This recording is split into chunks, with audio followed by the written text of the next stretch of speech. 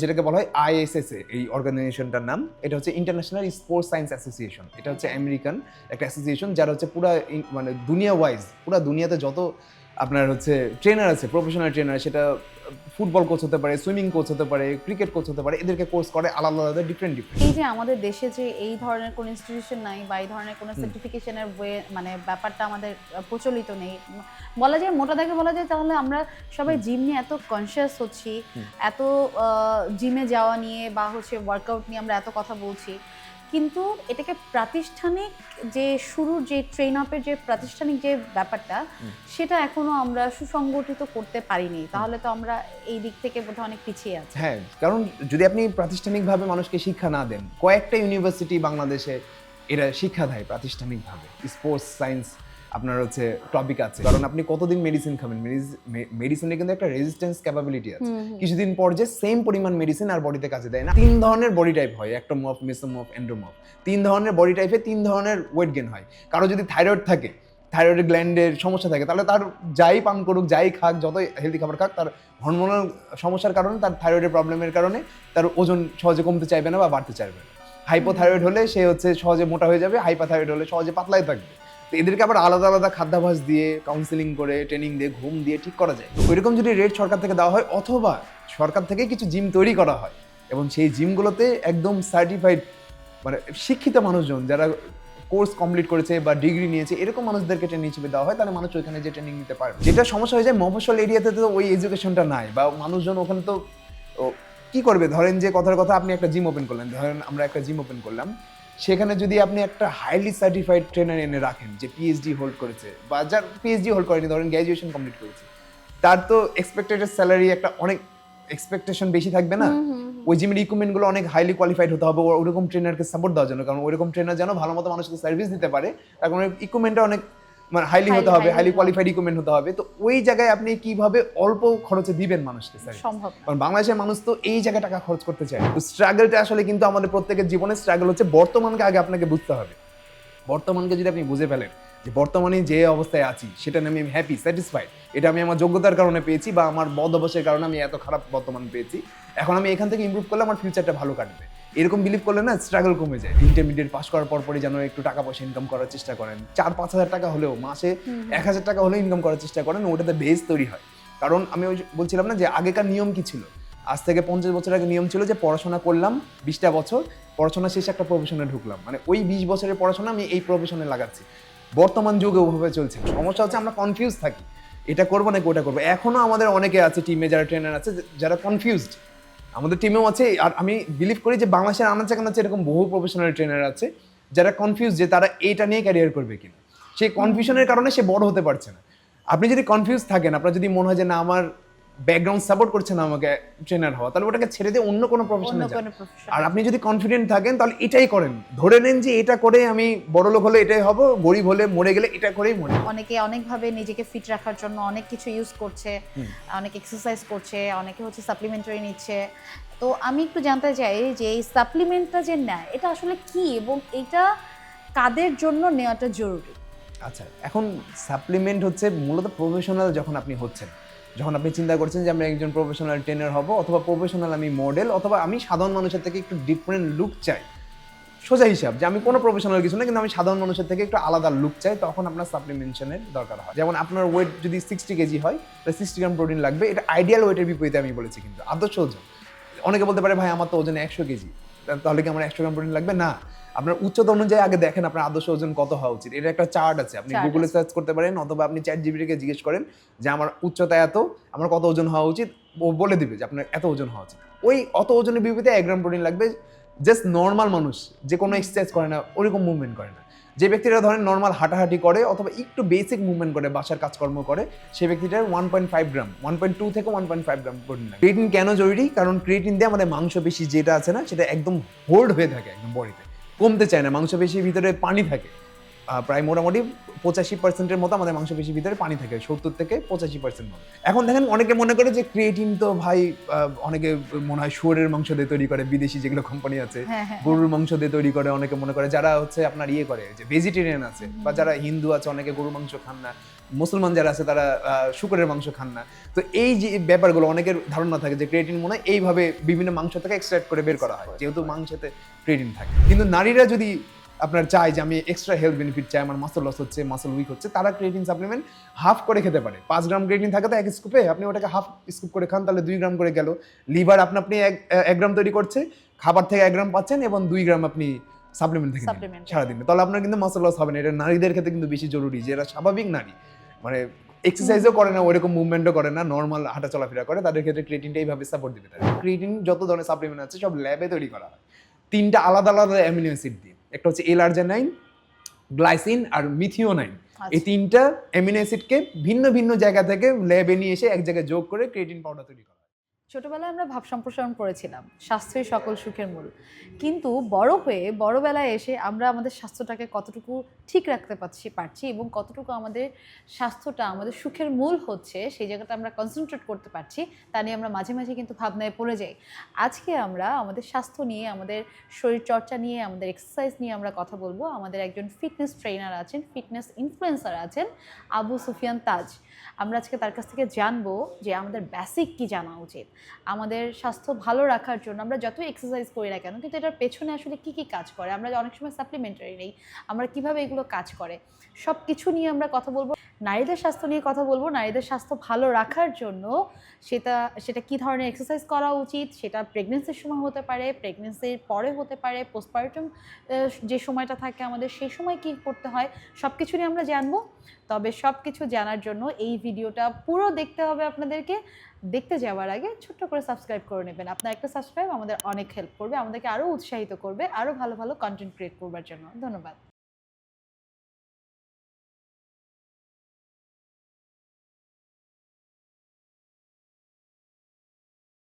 আবু সুফিয়ান তাজ, আচ্ছা ভাইয়া, আমরা আপনাকে ফিটনেস ইনফ্লুয়েন্সার হিসেবে চিনি। তো যেহেতু ফিটনেস ইনফ্লুয়েন্সার এবং ফিটনেসটাকে আপনি এই সেক্টরটাকে আপনার ক্যারিয়ার হিসেবে নিয়েছেন, একটু শুরুতে জানতে চাই, এটাকে আপনি ক্যারিয়ার হিসেবে, এটা কি বাই চয়েস না বাই অপশন, না কি এটা আসলে কিভাবে এলেন? না, আসলে আমি সবকিছুই ছোটবেলা থেকে বাই চয়েসই করেছি। বাই অপশন এক সময় ছিল, যেমন যখন একদমই ছোট ছিলাম তখন বাবা মা যে অপশনগুলো দিয়েছিল সেগুলোই করতে হতো। বড় হওয়ার পর, বুদ্ধি হওয়ার পর, বিশেষ করে 18-20 বছর হওয়ার পর, তারপর থেকে আমি আর কখনোই নিজের চয়েসের বাইরের কোনো কাজ করিনি। তো এই ফিটনেস নিয়ে ক্যারিয়ার করাটাও নিজেরই চয়েস ছিল। হ্যাঁ, যদি কঠিন ছিল ব্যাপারটা, কেন বলতে কি খুব পছন্দ করতাম, খুব ভালো লাগতো কাজ করতে।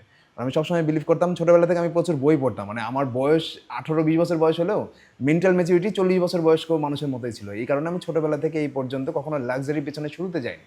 এমন না যে আমার লাইফে লাক্সারি নাই, আমারও লাক্সারি অনেক জিনিসপত্র আছে, কিন্তু সেটা আমি এমন জায়গায় সিচুয়েশনে গিয়ে করেছি যে জায়গায় আমার আর্নিং বেড়েছে অথবা খরচ কমেছে। এটা আমি অনেক অল্প বয়সে বুঝতে পেরেছিলাম। এটা আমার সৌভাগ্য যে আমি ওই সব কন্টেন্ট, ওই সব বইগুলো পড়তে পেরেছিলাম, ওই সব সম্পর্কে জানতাম। তো এটা আমার সৌভাগ্য একদিক দিয়ে, আর সেটা নিয়ে কাজ করেছি, সেটা ভালো হয়েছে। ফিটনেস যেটা ব্যাপারে আপনি বলেন কেন, সেটা হচ্ছে ফিটনেস এত বেশি পছন্দ ছিল আমার, নিজে এক্সারসাইজ করতাম, বাসাতে মুভমেন্ট করতাম, আমার আব্বাকে দেখে শিখতাম। আমার আব্বা ফুটবলার ছিল, এক্সারসাইজ করতাম, আমার আব্বার হাতের রগ মাসল এগুলো বোঝা যেত। বডি বিল্ডারের মতো না, কিন্তু সাধারণ অ্যাথলেটের যেরকম হওয়া উচিত, যেমন বিরাট কোহলি যেরকম ছিল, আমার আব্বারও ওরকমই মাস্কুলার একটা লিন বডি ছিল। তা আমি বলতাম যে কি করে হলো, আমার আব্বা দেখতাম যে অনেক শক্তিশালী মনে হতো। মানে ছোটবেলায় প্রত্যেকেরই তার বাবাকে সুপার হিরো মনে হয়, আমারও আমার আব্বাকে সুপার হিরোই মনে হতো তার হাতের মাসল টাসল বোঝা যাচ্ছে, সুপারম্যানের যেরকম হয়। ছোট বাচ্চা হিসেবে কি আমি গোকু, যেমন ড্রাগন বল জি ছিল, ওইখানে ক্যারেক্টারগুলোর যে বডিগুলো ছিল ডিফাইন্ড, সুপারম্যানের ব্যাটম্যানের যেরকম বডি ছিল ওরকম বডি না হলেও আমার মনে হতো যে আমার আব্বা ওরকমই সুপার হিরো। এটা ছোটবেলা হিসেবে আমার একটা ফ্যাসিনেশন কাজ করতো যে আমি এরকম হব বড় হয়ে। তো ওই ছোটবেলা থেকে বাসাতে পুশ আপ দেওয়া, কখনো শিলপাটা চারা, তারপরে বালতিতে পানি ভরে সেটা চারা, লিফট দিয়ে, তখন তো লিফট ছিল না, বাসায় সিঁড়িতে আমাদের হচ্ছে মানে ছিল, ফার্ম ছিল, গরু ডেইরি ফার্ম ছিল, ওইখানে অনেক বড় বড় বস্তা বোঝাই করে ঘাস এনে রাখা হতো। ওই ঘাসগুলোকে কাটা হতো হচ্ছে আমাদের 2 তলার বাসার ছাদে। তো ওই ঘাসগুলো এগুলো হচ্ছে সব বিদেশি ঘাস। ওই বিদেশি ঘাসগুলো হচ্ছে এক একটা ডান্ঠি, ঘাসের ডান্ঠি যেগুলো হয় না, ওগুলোই ডগাগুলোই ছিল একটা কুসুরের মতো মোটা, এত বড় ঘাস, বিদেশি ঘাস। ওগুলোকে আমি বস্তা বোঝাই করে ছাদে নিয়ে যেতাম ছোটবেলা থেকে। তখন বয়স ধরেন 12 বছর 13 বছর, ওই বয়স থেকেই ঘাড়ে করে 80 কেজি 90 কেজির বস্তা ভরে 2 তলা ছাদে তুলতাম। ওটা করতে করতে আমার পায়ের স্ট্রেংথ এগুলো সবকিছু বেশি ছিল ছোটবেলা থেকে, বিভিন্ন ধরনের মুভমেন্ট করার কারণে। পাশাপাশি ক্রিকেট, ফুটবল এগুলো খেলে আমার অ্যাথলেটিক পারফরমেন্স অনেক হাই ছিল। জেনেটিক্যালি ব্লেসড, হয়তো আব্বার কাছ থেকে পেয়েছি। ওই জেনেটিকটা ব্লেসড হয়ে যখন আমি প্রথম জিমনেশিয়ামে যাই, আমাদের এলাকাতে একটা জিমনেশিয়াম ওপেন হয়। ওই জিমনেশিয়াম ওপেন হওয়ার পর ওখানে আমি গেছিলাম হচ্ছে জাস্ট জিমে ভর্তি হওয়ার জন্য, কিন্তু আমাদের তখন আমার আব্বার আর্থিক অবস্থা একটু খারাপ ছিল বলে তখন আমাকে ভর্তি করতে পারেনি। কিন্তু ওই জিমের যে মালিক ছিল সে আবার দেখলো যে আমার অ্যাথলেটিক একটা বডি ছিল, তখন 18-19 বছর বয়স তখন আমার। তো আমাকে তখন বললো যে তুমি ফ্রিতে এক্সারসাইজ করো, একটু মেম্বারদেরকে হেল্প করে দিও, তোমার কোনো পেমেন্ট করা লাগবে না। তো আমি ওখানে দিন রাত ওই জিমে পড়ে থাকতাম, ইউনিভার্সিটিতে যেতাম, কলেজে যেতাম, শেষ হতো ক্লাস শেষ হতো জিমে আসতাম, সকালবেলা ঘুম থেকে উঠে জিমে যেতাম, সারাদিন খালি জিমের ডাম্বল চাটতাম, জিমের মেশিন মুছতাম, মানে নিজেরই স্বেচ্ছায়, কেউ আমাকে বলতো না, ভালো লাগতো ওগুলো করতে। যখন মেম্বাররা আসা শুরু করলো জিমে, তখন মেম্বারদেরকে বলতো যে আমার ডায়াবেটিস আছে, কেউ বলতো আমার পিসিওএস আছে, কেউ বলতো আমার হার্টের রোগ আছে। তো তাদের জন্য আলাদা আলাদা প্ল্যান আমি রিসার্চ পেপার পড়ে পড়ে তাদেরকে সাজেস্ট করতাম। আচ্ছা। বাসায় যেতাম, বাসায় যে রিসার্চ পেপার পড়তাম যে হ্যাঁ এইরকম যারা ক্লায়েন্ট আসে, বিভিন্ন যারা প্রফেশনাল ট্রেনার আছে, যারা পিএইচডি হোল্ডার আছে, তারা কিভাবে তাদেরকে গাইড করেছে এবং সেগুলো পোস্ট করতো সোশ্যাল মিডিয়াতে, বিভিন্ন রিসার্চ পেপার ছিল, সেগুলো তাদেরকে জানাতাম যে ভাই আপনি এইভাবে করেন। তারা তো বয়সে অনেক বড় বড় ছিল, আঙ্কেল আপনি এইভাবে করেন। 50 বছর 60 বছর বয়স্ক মানুষদেরকে রেজাল্ট যখন দিতাম তখন আমার একটা রেপুটেশন বিল্ড হয়ে যায় আমাদের লোকালিটিতে, যে এই ছেলেটা খুব মানে সলিড টিপস দেয়, দুই একটা টিপস দিব, ওটা ফলো করলে রেজাল্ট চলে আসে। এটা মানুষের ভিতরে যখন ছড়িয়ে গেল তখন সবাই আমাকে খোঁজার জন্য ওই জিমে আসতো, যে তোমার কাছে সেই টিপস নিব, একটু তুমি একটু ঘাটাঘাটি করে পড়ে বলো। যেহেতু ছোটোবেলা থেকে ওই ইংলিশ মিডিয়ামেও পড়েছি কিছু অংশ, তারপরে হচ্ছে ইংলিশ ভালো মতো বুঝতে পারতাম, তো রিসার্চ পেপারগুলো খুব ভালো মতো বুঝে তাদেরকে বলতে পারতাম। তখনও গুগল ট্রান্সলেটর, চ্যাট জিপিটি এগুলো এসেছিল না বলে একটু তখন হ্যাঁ সাধারণ মানুষের পক্ষে ওগুলো জানাটা খুব কঠিন ছিল, যে জিনিসগুলো আমি তখনই ওই 18-19 বছর বয়সে জেনে ফেলছিলাম। এটা আমার একটা মানে একটা সৌভাগ্য ছিল যে ছোটবেলা থেকে ভালো জায়গায় পড়াশোনা করেছি। আমার আম্মার এখানে ক্রেডিট, যে আমাকে চেষ্টা করে, যে এমনই অবস্থা হোক চেষ্টা করে ভালো জায়গায় পড়াশোনা করিয়েছে, যার কারণে এটা বুঝতে পারতাম। তো ওই যখন আমার একটা কনফিডেন্স গ্রো হলো যে না মানুষকে তো চেঞ্জ এনে দিতে পারি, তখন আমি চিন্তা করলাম নিজেই জিমনেশিয়াম ওপেন করব। টাকা ছিল না, তো টাকা তো বাসাতে চেয়েছি, বাসাতেও পাইনি, কারণ স্বাভাবিকভাবে আমি টাকা চেয়েছিলাম মাত্র 1 লক্ষ টাকা বাসাতে, কারণ আমি লোকালিটিতে একটা ঝালাইয়ের দোকান ছিল, সেখানে বেসিক কিছু মেশিন গুগল থেকে ডাইমেনশন বের করেছিলাম, যে এই মেশিনের হাইট এত হয়, ওয়েট এত হয়, এটা এত চওড়া হয়, সেটা তাকে জানালাম। তো সেই লোকটা বললো যে বেসিক সব ইকুইপমেন্ট 1 লাখ টাকার ভিতরে হয়ে যাবে। তো বাসায় জানালাম, রাজি হলো না, কারণ 1 লাখ টাকা জিম হবে, এটা অস্বাভাবিক ব্যাপার, এটা আসলেই স্বাভাবিক না। তো ওটা তো জিম না, মানে একটা মানে শখের খেলনার মতো হয়ে গেছে ব্যাপারগুলো, যে আমি শখ করেছি এখন একটা জিনিস করবো, তো আব্বা আম্মা মনে করছিল যে টাকা পয়সা নষ্ট করবে শুধু শুধু। এটা স্বাভাবিক, এটা নিয়ে আমার কোনো আফসোস নাই যে আমাকে তখন সাপোর্ট করেনি, এটা নিয়ে কোনো আফসোস নাই, কারণ আমি হলো আমিও করতাম না, কারণ এটা তো আমার, তখন আমি ছোট ছিলাম, হয়তো বা বুঝাতেও পারিনি তাদেরকে। তো আমি হচ্ছে কি করলাম, আমার বন্ধুদেরকে পার্টনার হিসেবে খোঁজা শুরু করলাম, যে আমরা 4-5 জন বন্ধু মিলে নিজেদের যা সেভিং আছে দিয়ে একটা জিমনেশিয়াম করি। তো এটা আমার মামা কোনোভাবে জানতে পারে, কোনোভাবে যে তাজ হচ্ছে এইরকমভাবে খোঁজাখুঁজি করছে পার্টনার, তখন আমার মামা বলে যে তোকে আমি 1 লাখ টাকা দিব, চল আমরা দুজন মিলে করি। দিয়ে আমার 5,000 টাকা ইনভেস্টমেন্ট ছিল, আর আমার মামার 1 লাখ টাকা ধার ছিল, সেটা দিয়ে হচ্ছে আমরা জিমনেশিয়াম ওপেন করি। এবং পরে ওই যে আপনার যে ক্যামেরাম্যান আসছে আপনার সাথে, সেও আমাদের ওই শুরুর দিকেকার মেম্বার। সে অবশ্য যখন আমি বিদেশি ইকুইপমেন্ট কেনা শুরু করেছি কেবল, তখন সে আসছে। তার আগে আমার সব লোকাল মেশিনগুলো ছিল। ওইখান থেকে যে মেম্বারগুলো আসতো, ওই মেম্বারের ফিগুলো আমি তখন 20 বছর বয়সে 1 লাখ টাকা কামানো শুরু করে ফেলেছিলাম। এত বেশি ফিজ আসতো, কিন্তু আমি কোনো টাকা খরচ করতাম না। ওই টাকাগুলো আমি আবার ইনভেস্ট করতাম, রিইনভেস্ট করতাম। এইভাবে করতে করতে প্রায় একটানা 10 বছর ধরে আমি প্রায় 6 কোটি টাকার উপরে ইকুইপমেন্ট কিনেছি, সব জিমনেশিয়ামের টাকা। আমি আর্নিং এর কথা বলছি না, জাস্ট ইকুইপমেন্ট কেনার কথা বলছি। আর্নিং আরো অস্বাভাবিক বেশি হয়েছে, বিশেষ করে লাস্ট 2 বছর আরো বেশি হয়েছে। সেটা আমার ধারণাও নাই কত হয়েছে, মোটামুটি আছে, কিন্তু সেটা অন ক্যামেরা বলছি না। তো এই ব্যাপারগুলো হচ্ছে যে ওই যে যখন আমি ইকুইপমেন্ট কিনতাম, রেজাল্ট আসতো, একের পর এক জিম ওপেন করতে শুরু করলাম। তো এইটাই আসলে কি এইভাবে আস্তে আস্তে থ্রুতে মোটিভেশন পেয়েছি। কিন্তু শুরুতে মোটিভেশন ছিল যে মানুষকে ট্রেনিং দিব, এটা করতে ভালো লাগে। এখন আর বর্তমানে আপাতত গত 3 বছর থেকে আমি আর কাউকে ট্রেনিং দেই না। আমি জাস্ট এখন সোশ্যাল মিডিয়াতে এসে একটু কথা বলি। যখন থেকে দেখলাম যে সোশ্যাল মিডিয়াতে মানুষকে আরও ভালো মতো বোঝাতে পারি, ট্রেনিং দেওয়ার থেকেও যেভাবে ট্রেনিং দিতাম সেরকম ট্রেনার বাংলাদেশে অনেকজন হয়ে গেছে, কিন্তু প্রেজেন্ট করা কথা, মনের কথা ভালো মতো বলার মতন লোকজন বাংলাদেশে এখনো কম আছে। যেহেতু আমি এখানে একদমই কম্পিটিটিভ অ্যাডভান্টেজে আছি, আমার মতো করে কথা বলতে পারছে না অনেকে, শুরু করেছে অনেকেই। তো আমি দেখলাম যে না, এইখানে আমার গ্রোথ আরও বেশি হবে। এই কারণে আমি এখন ফুল ফোকাস কন্টেন্ট ক্রিয়েশনে দিয়েছি, এবং এর ব্যাকগ্রাউন্ডে আমি জিমনেশিয়াম ফ্র্যাঞ্চাইজি ওপেন করি। যেমন আপনার আজকে যেখানে শ্যুট হচ্ছে, এটা আমাদের নতুন একটা জিম, যদিও অগোছালো, এখনো রেডি হয়নি, ঈদের পর রেডি হবে। আপনিও দেখলেন, আসলেন। তো এই জিমটা হচ্ছে রেডি হয়ে যাওয়ার পর আমরা আবার আরেকটা ফ্র্যাঞ্চাইজির অফারও পেয়েছি, সেখানে কাজ করব। আর এই যে আপনি এখানে আসলেন, এই প্রফেশনতে আসলেন, এটার পেছনে আপনার কোনো একাডেমিক কোনো সার্টিফিকেশন বা এই ধরনের কোনো কিছু কি আপনার আছে কিনা, বা সেটাকে আপনি দেশের থেকে নিয়েছেন কিনা, এই ব্যাপারে যদি আপনি একটু আমাদের সাথে শেয়ার না, করতেন। বাংলাদেশে কোনো একাডেমিক কোর্স করানো হয় না। ছোটখাটো অনেকে ওয়ার্কশপ করায়, ওয়ার্কশপ অ্যারেঞ্জ করে। বর্তমানে আমিও ওয়ার্কশপ অ্যারেঞ্জ করি, যেখানে Okay. অন্যরা এসে ট্রেনিং নেয়, কিন্তু এটা আমি গত 1 বছর থেকে করিনি, কারণ সময়ও পাচ্ছি না। বাংলাদেশে করা যায় না, কিন্তু আপনি এটা চাইলে অনলাইনে করতে পারেন, যেটা করোনার সময় করা যাচ্ছিল। সারা দুনিয়া থেকে বড় বড় কোর্সগুলো অনলাইনে তখন সবাই প্রচার করা শুরু করেছিল। ওই সময় আমি কিছু সার্টিফাইড কোর্সগুলো করেছিলাম, একদম যেটাকে বলা হয় ISSA, এই অর্গানাইজেশনটার নাম। এটা হচ্ছে ইন্টারন্যাশনাল স্পোর্টস সায়েন্স অ্যাসোসিয়েশন। এটা হচ্ছে আমেরিকান একটা অ্যাসোসিয়েশন, যারা হচ্ছে মানে দুনিয়া ওয়াইজ, পুরা দুনিয়াতে যত আপনার হচ্ছে ট্রেনার আছে, প্রফেশনাল ট্রেনার, সেটা ফুটবল কোচ হতে পারে, সুইমিং কোচ হতে পারে, ক্রিকেট কোচ হতে পারে, এদেরকে কোর্স করে আলাদা আলাদা ডিফারেন্ট। তো ওইখানে আমি প্রথমেই স্পোর্টস নিউট্রিশনিস্টের কোর্সটা করেছিলাম, যে খেলোয়াড়রা কী ধরনের খাবার খাবে। তো তারপরে ওখানে দেখলাম যে আরও কিছু বেসিক ট্রেনিং আছে, যেমন হচ্ছে পিসিএস রোগীর কেমন প্ল্যান হবে, ডায়াবেটিক রোগীর কেমন প্ল্যান হবে, যারা প্রেগনেন্ট হয়েছে রিসেন্টলি তাদের কেমন প্ল্যান হবে, প্রেগনেন্ট অবস্থায় এক্সারসাইজ করলে কেমন প্ল্যান হবে, প্রেগনেন্ট যখন আপনার পোস্টমর্টম হয়ে গেল, যখন হচ্ছে আপনার বাচ্চা হয়ে গেল, তারপরে কেমন প্ল্যান হবে। এরকম বিভিন্ন রোগ ওয়াইজ, বিভিন্ন কন্ডিশন ওয়াইজ আপনার হচ্ছে প্ল্যান ওখানে থাকতো। ওই প্রত্যেকটা সার্টিফিকেশন আবার আলাদা আলাদা করে কেনা যায়। ওই ওয়েবসাইটে যদি কেউ যায়, ওখানে এখনও ওরা অনলাইনে প্রচার করে, ওখানে আপনারা কিনতে পারবেন। এবং এর পাশাপাশি আমি ইন্ডিয়াতে কিছু কোর্স করেছিলাম, ওটা ওখানে গিয়েই। কিন্তু ইন্ডিয়ার থেকে বেশি শিখেছি আমি হচ্ছে আপনার ISSA তে। কিন্তু এখানে একটা ব্যাপার আছে, ওইটা শিখে আপনি যদি কাউকে চেঞ্জ না করেন, কারোর উপরে অ্যাপ্লাই না করেন ওই নলেজ, তাহলে আপনি ভুলে যাবেন। আমার অনেক কিছু মনে থাকে, কারণ আমি গত 10 বছর যাবৎ বহু মানুষকে সাজেশন দিয়েছি, চেঞ্জ করেছি, কারণ আমার সবকিছু মনে থাকে, একের পর এক বলতে পারি। কিন্তু চেঞ্জ না করলে আপনি 2 দিন পরই ভুলে যাবেন। মানে এটা তো চর্চার একটা ব্যাপার। চর্চার ব্যাপার। যদি চর্চা না করে আপনি জাস্ট মনে করেন যে আমি সার্টিফিকেশন কোর্স করে রাখলাম, ভবিষ্যতে ক্যারিয়ার করব, তাহলে কাজে দিবে না। ধরেন আপনি একটা ক্যারিয়ারে আছেন, তার পাশাপাশি আপনি পড়াশোনা করছেন, কোর্স করছেন, তখন আবার আপনি গ্রো করবেন। কিন্তু এই যে আমাদের দেশে যে এই ধরনের কোনো ইনস্টিটিউশন নাই বা এই ধরনের কোনো সার্টিফিকেশনের মানে ব্যাপারটা আমাদের প্রচলিত নেই, বলা যায় মোটা দাগে বলা যায়, তাহলে আমরা সবাই জিম নিয়ে এত কনসিয়াস হচ্ছি, এত জিমে যাওয়া নিয়ে বা হচ্ছে ওয়ার্কআউট নিয়ে আমরা এত কথা বলছি, কিন্তু এটাকে প্রাতিষ্ঠানিক যে শুরুর যে ট্রেন আপের যে প্রাতিষ্ঠানিক যে ব্যাপারটা, সেটা এখনো আমরা সুসংগঠিত করতে পারিনি। তাহলে তো আমরা এই দিক থেকে বোধহয় অনেক পিছিয়ে আছি। হ্যাঁ, কারণ যদি আপনি প্রাতিষ্ঠানিকভাবে মানুষকে শিক্ষা না দেন, কয়েকটা ইউনিভার্সিটি বাংলাদেশে এরা শিক্ষা দেয় প্রাতিষ্ঠানিকভাবে। স্পোর্টস সায়েন্স আপনার হচ্ছে টপিক আছে, সাবজেক্ট আছে, যেটা রাজশাহী ইউনিভার্সিটিতে আছে, আর অন্য কোথাও আছে কিনা জানি না, কিন্তু সারা বাংলাদেশে যত সম্ভব রাজশাহী ইউনিভার্সিটিতেই আছে, এটা আমার ধারণার মধ্যে। আর ড্যাফোডিল ইউনিভার্সিটিতে ছিল, তাও ওটা হচ্ছে স্পোর্টস নিউট্রিশন ছিল, কোনো এক্সারসাইজ শেখাতো না এখানে।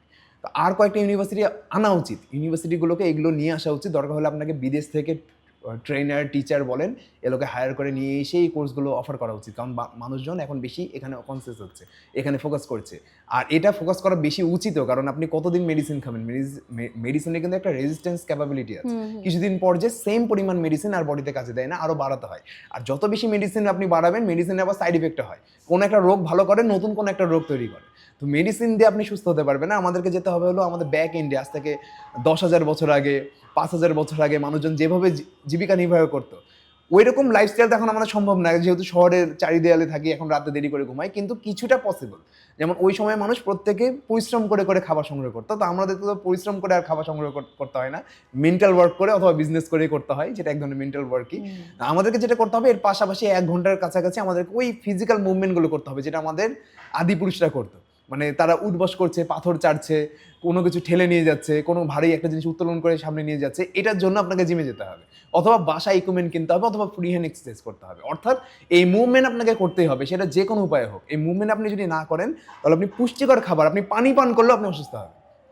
পানিতে তো সাধারণত কি মিনারেল ওয়াটার পান করলে মানুষের কোনো অসুখ হয় না, কিন্তু আপনি ধরেন কোনো কাজ করছেন না, জাস্ট বাসাতে বসে আছেন, পানি, দুধ, ডিম চপ খাচ্ছেন, আপনার মাসল থাকবে না, মাসল আস্তে আস্তে উইক হবে। এটাকে বলা হয় হাইপারট্রফি কনসেপ্ট বলা হয় এটাকে। এটা হচ্ছে মাসলকে ব্যবহার না করলে মাসল আস্তে আস্তে মানে ক্ষমতা হারায় ফেলে হোল্ড করার, তখন আমাদের স্কেলেটন মাসল, যেটা হাড়ের পাশে লেগে থাকে, এই মাসলও লস হতে শুরু করে। এটা মেয়েদের বেশি হয়, সেটা পরবর্তীতে আরও আলোচনা করবো। তো এইটা তো মানুষকে বোঝাতে হবে, এই বেসিক কনসেপ্টগুলো মানুষকে বোঝানোর জন্য ইনস্টিটিউশন লাগবে, ওখানকার সার্টিফাইড ট্রেনারগুলো বিভিন্ন জিমে থাকবে।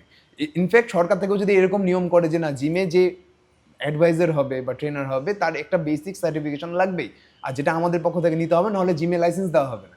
মানে আপনি এরকম যদি করা যায়, আর যদি এটা করা যায় না, জিমে যারা আছে তাদেরকে আমরা ভ্যাট ট্যাক্সের আওতামুক্ত করবো, তাহলে মানুষজন আরও এখানে বেশি আসবে। এবং জিমের একটা রেটও যদি সিলেক্ট করে দিতে পারে সরকার থেকে, যে এত স্কোয়ার ফিট এবং এই এসি জিম হলে এই রেট। হ্যাঁ, যেমন ওই যে আমরা পরিবহন ক্ষেত্রে দেখি না, যে করে দিয়েছি এসি বাসের জন্য আলাদা, তারপরে হচ্ছে নর্মাল বাসের জন্য আলাদা, তাহলে কি হবে, প্রত্যেকের মানে ক্ষমতার ভিতরে চলে আসবে, প্রাইসেস মানে এমনিতে এখানে যখন আপনি আসলেন, একটু মাঝখানে ইন্টারাপ্ট করি, যে জিমের যে লাইসেন্সটা নিতে হয়, এটার ব্যাপারে আপনি একটু বলবেন আমাদের কাইন্ডলি, যে কোথা থেকে নিতে হয়, কিভাবে নিতে হয়, বা আমাদের এটার মানে গভর্নমেন্টের তরফ থেকে আমাদের কমপ্লায়েন্সের যে জায়গাগুলো সেগুলো কিভাবে আপনারা এনশিওর করেন? বাংলাদেশে জিমের লাইসেন্স নিতে হয় না, বিজনেসের লাইসেন্স নিলেই হয়ে যায়। জাস্ট বিজনেসের মানে দ্যাট মিন্স এটা তো অনেক বড় একটা রিস্কি একটা ব্যাপার না, যে এখানে একটা মানুষের বডি বিল্ডিং এর, মানে শুধু বিল্ডিং কেন, এক্সারসাইজ করছে, বডি কিভাবে ফিট রাখবে, কিভাবে সে চলবে, সেইটার জন্য, সে শারীরিকভাবে সুস্থ থাকার জন্য হচ্ছে জিমটাকে ইউজ করে, বিশেষ করে শহুরে যে জীবন ব্যবস্থাপনা আমাদের এখন সেখানে। তাহলে এটাকে আপনারা কিভাবে দেখছেন? না, এটা অবশ্যই ভালো না, কারণ অনেক সময় দেখা যায় যে বিভিন্ন ইনসিডেন্ট ঘটে, জিমে হার্ট অ্যাটাক করে ফেলছে অনেকে, অনেক ডায়াবেটিক রোগী আছে, এমন একটা এক্সারসাইজ করানো হয়েছে তাকে যে তার অন্য কোনো জায়গায় ইনজুরি হয়ে গেছে, বা অনেকে নতুন আছে তার চেস্টের ইনজুরি হয়ে গেছে, শরীরের ইনজুরি হয়ে গেছে, অহরহ দেখা যায়। এখানে সবসময় ট্রেনারকে দোষ দিলে হবে না, কারণ অনেক সময় কি হয় যে জিমের প্রত্যেকটি ইকুইপমেন্ট হচ্ছে একটা খেলনার মতো, যেটা আপনার দরকার নাই ওইটাও আপনার ইউজ করতে ইচ্ছা হবে। অনেকে আছে কিন্তু এরকম, বিশেষ করে যারা ইউথ, যারা ইয়াং, তাদের ভিতরে এই প্রবণতা বেশি। তো ট্রেনার হয়তো আপনাকে একটা এক্সারসাইজ দিয়েছে, আপনি অন্য একটা করতে গিয়েছেন, নিজে নিজে ইনজুরি হয়েছেন, ওটা আলাদা বিষয়। এটা কিন্তু অধিকাংশ ক্ষেত্রে হয় ইনজুরি। কিন্তু কিছু কিছু ইনজুরি আছে যে ধরেন যে ট্রেনার জানেই না, ধরেন মোটা মানুষ যারা, আমরা সবাই মনে করি যে ফ্রি হ্যান্ড এক্সারসাইজ করা মনে হয় খুব বেশি বেনিফিশিয়াল। ফ্রি হ্যান্ড এক্সারসাইজ করা তার জন্য বেনিফিশিয়াল যে ওটার জন্য কেপাবল, অর্থাৎ যার ওয়েট কম, যে সলিড, আগে থেকে এক্সারসাইজ করা অভ্যাস আছে, তাকে যদি ফ্রি হ্যান্ড এক্সারসাইজ দেন তাহলে তার ইমপ্রুভমেন্ট আরো দ্রুত হবে। কিন্তু যে অনেক বেশি মোটা, যার ক্ষমতা নাই, যে ধরেন হাত পা কাঁপে, শরীরে শক্তি নাই, তাকে যদি প্রথমে ফ্রি হ্যান্ড দেন তাহলে তার ইনজুরি হবে। কারণ ফ্রি হ্যান্ড করার সময় কিন্তু আমাদের বডির উপর অনেক বেশি প্রেশার পড়ে। ধরেন আপনি পুশ আপ দিচ্ছেন, আপনার শরীরের ওজন যদি 100 কেজি হয়, তাহলে 50 কেজি লোড তো পড়ছে আপনার চেস্টে, কারণ আপনি নিজেকে নিজে তোলার চেষ্টা করছেন। কিন্তু ওই জায়গায় যদি আপনাকে বেঞ্চে শুয়ে থেকে বারবেল প্রেস দিত, হাতে একটা 20 কেজির বারবেল দিত, তাহলে আপনার চেস্টে বা শোল্ডারে মাত্র 20 কেজির প্রেশারটা পড়তো। তাহলে তো ওই পুশ আপ করার থেকে তাকে বেঞ্চ প্রেস দেওয়াটা তার শরীরের জন্য বেশি হেলদি, কারণ সে হচ্ছে অল্প থেকে শুরু করতে পারছে। এক্সারসাইজের নিয়ম হচ্ছে অল্প থেকে শুরু করা। তো আমরা নতুনদেরকে অনেক সময় মনে করি ফ্রি হ্যান্ড ভালো বলে তার নতুনদেরকেও ফ্রি হ্যান্ড দিয়ে দিই, না বুঝে তার বডি কন্ডিশন। এটা বুঝতে পারবে একজন প্রফেশনাল, মানে যার সার্টিফিকেশন আছে বা যার নলেজ আছে, যে জাস্ট শুধু নিজের বডি চেঞ্জ করেনি, আরও 10 জন মানুষের বডি চেঞ্জ করেছে, এবং কেন চেঞ্জ হয় সেটাও সে পড়াশোনা করেছে। নর্মালি কি হয় যে আমরা অধিকাংশ ট্রেনার আমাদের বাংলাদেশে সবাই নিজের বডির উপরে এক্সপেরিমেন্ট করে করে যে রেজাল্টটা পেয়েছে সেটা আরেকজন মানুষকে বলে। যেমন 3 ধরনের বডি টাইপ হয়, একটোমর্ফ, মেসোমর্ফ, এন্ডোমর্ফ। 3 ধরনের বডি টাইপে 3 ধরনের ওয়েট গেন হয়। কারো যদি থাইরয়েড থাকে, থাইরয়েড গ্ল্যান্ডের সমস্যা থাকে, তাহলে তার যাই পান করুক, যাই খাক, যত হেলদি খাবার খাক, তার হরমোনাল সমস্যার কারণে, তার থাইরয়েডের প্রবলেমের কারণে তার ওজন সহজে কমতে চাইবে না বা বাড়তে চাইবে না। হাইপোথাইরয়েড হলে সে হচ্ছে সহজে মোটা হয়ে যাবে, হাইপাথাইরয়েড হলে সহজে পাতলাই থাকবে। তো এদেরকে আবার আলাদা আলাদা খাদ্যাভ্যাস দিয়ে, কাউন্সিলিং করে, ট্রেনিং দিয়ে, ঘুম দিয়ে ঠিক করা যায়। এটা ধরেন ও ট্রেনার জানে না, ও জানে যে আমার বডি ভালো, আমার জেনেটিক ভালো, যেমন আমার জেনেটিক ভালো, আমি যেই ব্যায়াম করি আমার রেজাল্ট আসে। কিন্তু সেই ব্যক্তিটার ওই রেজাল্ট আসবে না, তখন তাকে ভুল ট্রেনিং দিবে, বা তাকে বলবে তোমার হয়তো বা ডায়েটে ভুল হচ্ছে, তোমার হয়তো বা ব্যায়ামে ভুল হচ্ছে। তোমার ওর 2 দিন পর পর ব্যায়াম চেঞ্জ করবে, 2 দিন পর পর ডায়েট চেঞ্জ করবে, কিন্তু রেজাল্ট আসবে না। রিজন কি? তার তো হরমোনাল সমস্যা। ওই হরমোনাল সমস্যা ঠিক করার জন্য তো মেডিসিন নিতে হয়। এটা তো ওই ট্রেনারটা বুঝবে না, এটা হচ্ছে সমস্যা। কিন্তু তার মানে তো আমাদের কাছে মনে হচ্ছে যেটা, যে আমাদের যত ট্রেনাররা আছে, যারা প্রফেশনালি বলবো যে প্রফেশনালি ট্রেন আপ করছেন, তারা সবাই তো তাহলে ওভাবে প্রফেশনালি তারা কি বলবো এটাকে, ওভাবে স্কিলড কি হয়েছেন বা ওভাবে সার্টিফাইড কি হয়েছেন বলে আপনার কি মনে হয়? যে আমাদের, কারণ আপনি তো এই ইন্ডাস্ট্রির সাথে কাজ করছেন, অনেক ট্রেনারকে জানেন, অনেক জিম সম্পর্কে জানেন, সেই জিমগুলো যারা চালাচ্ছেন তাদের সম্পর্কে আপনি জানেন। এটা কি প্রফেশনালি ওভাবে প্রাতিষ্ঠানিক যে জায়গাটা আমাদের যাওয়া উচিত ছিল, আমরা কি ওই দিকে যাচ্ছি, নাকি এই যে যেটা বললেন যে সকল ম্যাক্সিমাম ট্রেনাররা নিজের শরীরের উপরে এক্সামাইন করে, নিজের শরীরকে ভেঙে ভেঙে তারপরে মানুষকে জানাচ্ছে, সেটার সংখ্যাটাই বেশি? না, সেটা আপনার মফস্বল এরিয়া যেগুলো, ধরেন ঢাকা শহরেরও কিছু জিম আছে, বিশেষ করে আমার পরিচিত 20 থেকে 30টা জিম আছে যেখানে হাইলি প্রফেশনাল ট্রেনার আছে, একদম। কিন্তু এগুলো রেটগুলো অনেক হাই। আমি ওই জন্য শুরুতে বলছিলাম, সরকার থেকে যদি একটা নিয়ম করে যে আমরা জিমকে ভ্যাট ট্যাক্সের আওতামুক্ত করব, যেহেতু এখানে এসে মানুষ সুস্থ হবে, এবং সুস্থ থাকলে ওই ব্যক্তিটা বুড়া বয়সে গিয়ে 50-60 লাখ টাকা নিজের শরীরের পেছনে খরচ করবে না। তো ওটা সরকারকে একদিক দিয়ে রিটার্ন দিবেই। যদি দূরদর্শী চিন্তা আপনি করেন, 20 বছর পরে চিন্তা করেন, তাহলে রিটার্ন আপনি পাবেন। যদি জিমকে আপনি সহজলভ্য করেন, সহজলভ্য করতে হলে কি করতে হবে? আপনাকে রেট সেট করতে হবে, যে আপনি হচ্ছে এইরকম জিম হলে, এরকম স্কোয়ার ফিট হলে, এইরকম লোকেশন হলে এইরকম রেট হবে। বিভিন্ন এরিয়া ওয়াইজ দেন, ঢাকাতে একরকম রেট দেন, রাজশাহীতে একরকম রেট দেন, খুলনাতে দেন, চট্টগ্রামে দেন, মানে ওখানকার মানুষের যেমন কস্ট, আসলে সব কিছুর খরচ মিলিয়ে। তো ওইরকম যদি রেট সরকার থেকে দেওয়া হয়, অথবা সরকার থেকে কিছু জিম তৈরি করা হয় এবং সেই জিমগুলোতে একদম সার্টিফাইড মানে শিক্ষিত মানুষজন যারা কোর্স কমপ্লিট করেছে বা ডিগ্রি নিয়েছে এরকম মানুষদেরকে ট্রেনিং হিসেবে দেওয়া হয়, তাহলে মানুষ ওইখানে যে ট্রেনিং নিতে পারবে। এর উপরে যদি কেউ চায়, কেউ যদি মনে করে না ভাই আমার লাক্সারি লাগবে, আমার কোনো ট্রেনার লাগবে না, আমি নিজে নিজেই ট্রেন করবো, আমার শরীরে কোনো অসুখ নাই, ওরা যাক বিভিন্ন লাক্সারি জিমও থাকবে, ওই ব্যবসাও থাকবে, কোনো ব্যবসা হ্যাম্পার হবে না, কিন্তু জিমের কালচারটা তৈরি হবে, এটা কিন্তু উচিত। যেটা সমস্যা হয়ে যায় মফস্বল এরিয়াতে তো ওই এডুকেশনটা নাই, বা মানুষজন ওখানে তো কি করবে। ধরেন যে কথার কথা আপনি একটা জিম ওপেন করলেন, ধরেন আমরা একটা জিম ওপেন করলাম, সেখানে যদি আপনি একটা হাইলি সার্টিফাইড ট্রেনার এনে রাখেন যে পিএইচডি হোল্ড করেছে, বা যার পিএইচডি হোল্ড করেনি, ধরেন গ্র্যাজুয়েশন কমপ্লিট করেছে, তার তো এক্সপেক্টেড স্যালারি একটা অনেক এক্সপেকটেশন বেশি থাকবে না। ওই জিমের ইকুইপমেন্টগুলো অনেক হাইলি কোয়ালিফাইড হতে হবে ওরকম ট্রেনারকে সাপোর্ট দেওয়ার জন্য, কারণ ওইরকম ট্রেনার যেন ভালো মতো মানুষকে সার্ভিস দিতে পারে, তার কারণে ইকুইপমেন্টটা অনেক মানে হাইলি হতে হবে, হাইলি কোয়ালিফাইড ইকুইপমেন্ট হতে হবে। তো ওই জায়গায় আপনি কিভাবে অল্প খরচে দিবেন মানুষকে সার্ভিস? সম্ভব না। কারণ বাংলাদেশের মানুষ তো এই জায়গায় টাকা খরচ করতে চায় না। ডক্টরকে আমরা ইজিলি একদিনের জন্য 500 টাকা 1000 টাকা ভিজিট দিয়ে দিই, মিনিমাম 500 টাকা ভিজিটের নিচে তো নাই। রেয়ার কিছু ডাক্তার আছে যারা অনেক কম ভিজিট নেয়, কিন্তু অন অ্যাভারেজ 500 700 1000। কিন্তু আমরা জিমে এমনও মফস্বল এরিয়ার যে জিমগুলো আছে সেখানে 500 700 টাকা সারা মাস ব্যাপী মানুষ দিতে চায় না জিমগুলোতে, বা দিলেও বলে যে এই মাসের বেতন সামনের মাসে দিব। যেমন আমাদের তো সফটওয়্যার কানেক্টেড থাকে সব জায়গায়, গেটে পাস থাকে, আইডি পাস থাকে, ফেস ক্যামেরা থাকে, ফেস কোড থাকে, এগুলো দিয়ে মেম্বারের ভেতরে আসে। এগুলো এক্সপেন্সিভ, কিন্তু মফস্বল এরিয়াতে কিন্তু এগুলো লাগাতে পারে না, তারা ইনস্টল করতে পারে না তাদের জিমে। তো ওইখানে কি করে মেম্বাররা 15-20 দিন এক্সারসাইজ করে জিম ছেড়ে দিয়ে অন্য জিমে চলে যায়, অথবা করেই না, আবার বলে ভাই সামনের মাসে দিব, আমার একটু আর্থিক সমস্যা চলছে। সব আর্থিক সমস্যা সে জিমে এসে শো করে।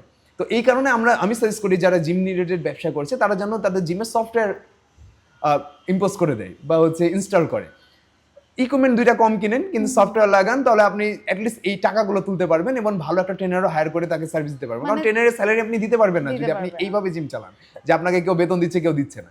এগুলো হচ্ছে সমস্যা, বিভিন্ন ফ্যাক্টর চিন্তা করতে হয়। তার মানে হচ্ছে মানে বলা যায় যে কাইন্ড অফ যারা জিমে বিজনেস করছেন বা জিম নিয়ে যারা কাজ করছেন এই ইন্ডাস্ট্রিতে, তারা এই ইন্ডাস্ট্রিকে যেরকম ডেভেলপ করবে সেটার সাথে সাথে এটা টার্গেট গ্রুপ যারা ইউজার যারা তাদের মেন্টালিটিও ডেভেলপ করার একটা কাজ তাদের কাঁধে বর্তে যাচ্ছে, মানে তাদের কাঁধেই বর্তাচ্ছে অনেকটা। এটা আসলে খুব ডিফিকাল্ট। আচ্ছা, আপনার এটা টোটালি এই ক্যারিয়ারে আসার জার্নিটা আমরা মোটামুটি শুনলাম, কিন্তু এই ক্যারিয়ারে আসার মধ্যে একটু হয়তো বা ছিল যে ফ্যামিলি প্রথমে সাপোর্ট করে, এটা আমাদের দেশে সবাই না পরেই সাপোর্ট করেছে আমাকে, হ্যাঁ পরে সাপোর্ট করেছে, বাট ওভারঅল আমাদের দেশে কি হয় যে পড়াশোনা করেছে, গ্রাজুয়েশন কমপ্লিট করেছে, পোস্ট গ্রাজুয়েশন কমপ্লিট করেছে, ওকে ফাইন, এখন হচ্ছে একটা গভর্নমেন্ট জবে যাবে বা কোনো একটা ভালো ব্যাংকের জবে যাবে, মানে যেটাকে আমরা মোটা দাগে আমাদের ট্র্যাডিশনালি আমরা ক্যারিয়ার বলতে যা বুঝি আমাদের সমাজে। হ্যাঁ, তো আপনার এই ক্যারিয়ারটা তো ট্র্যাডিশনাল ক্যারিয়ার না। তো সামাজিকভাবে আপনি কিভাবে মানে এই ব্যাপারগুলোকে হ্যান্ডেল করেছেন, বা এই ধরনের কোনো মিসকনসেপশন আপনাকে হ্যাম্পার করেছে কিনা, বা এই দিকে যেতে আপনার সারাউন্ডিং থেকে আপনি কি ধরনের সমস্যা ফেস করেছেন? আমি সবসময় বলি, এর আগে একটা ইন্টারভিউতে বলেছিলাম যে আমি কিন্তু স্ট্রাগল ফেস করি শুরু থেকে, আমার সৌভাগ্য সব দিক দিয়ে কাজে দিয়েছে। মানে জীবনের আমি সবসময় বলি যে স্ট্রাগল শুধুমাত্র সেই করে যে ধরেন খেতে পারছে না, অথবা যার বাসার ছাদ টাদ কিছু নাই, রাস্তাঘাটে ঘুরে বেড়াচ্ছে, ওরা ছাড়া দুনিয়াতে আর কেউ স্ট্রাগল করে না। খালি ডিস্টিংটিভ মানে নির্দিষ্ট গোল নাই মানুষের, এই কারণে স্ট্রাগল করে।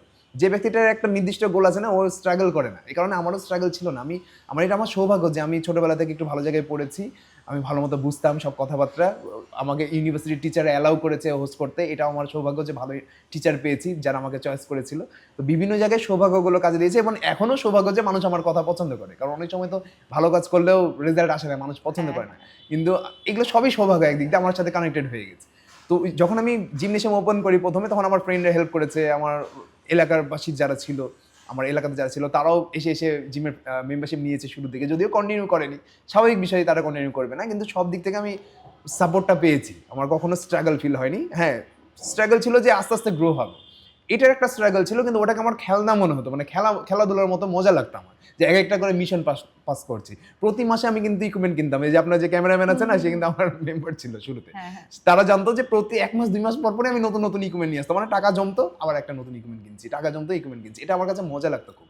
এখন তার ওই মজাটা নাই, এখন তো সব ইকুইপমেন্ট একসাথে কিনছি, মানে এখন টাকা পয়সা বেড়ে যাওয়াটা সমস্যা হয়ে গেছে, ওই মজাটা আর পাচ্ছি না, অন্য একটা মজা। হ্যাঁ, নতুন নতুন জিম খুলতে মজা লাগে, এটা হচ্ছে ব্যাপার। তো এখন যেরকম আমি এনজয় করছি যে নতুন একটা ব্রাঞ্চ ওপেন করছি, এখন আমার প্রচুর টাকা আছে, যেই এনজয়টা করছি, যখন আমার প্রচুর টাকা ছিল না, অল্প টাকা ছিল, তখন সেম এনজয়মেন্টই করতাম আলাদাভাবে। মানে ব্রেন সব সময় আপনি যে প্রচুর পেলেই খুশি হবেন তা না, যে জীবনে কোনো কিছু পায়নি সে সামান্য সুখ পেলে অনেক বেশি সুখী হয়। যে প্রচুর সুখী জিনিসপাতি ম্যাটেরিয়ালিস্টিক জিনিসপাতি পেয়েছে তাকে অনেক বড় বড় জিনিস নিয়ে এসে দিলেও সে সুখী হবে না। এই কারণে দেখবেন ইলন মাস্ক এখন মঙ্গল গ্রহে যাওয়ার চেষ্টা করছে, কারণ তার দুনিয়াতে কেনার মতো কিছু নাই। তো মঙ্গল গ্রহে গেলে সে একটা সুখ পাবে, তার ডোপামিন রিলিজ হবে, তার লাইফের মিশনই সে সেরকম বানিয়ে ফেলেছে।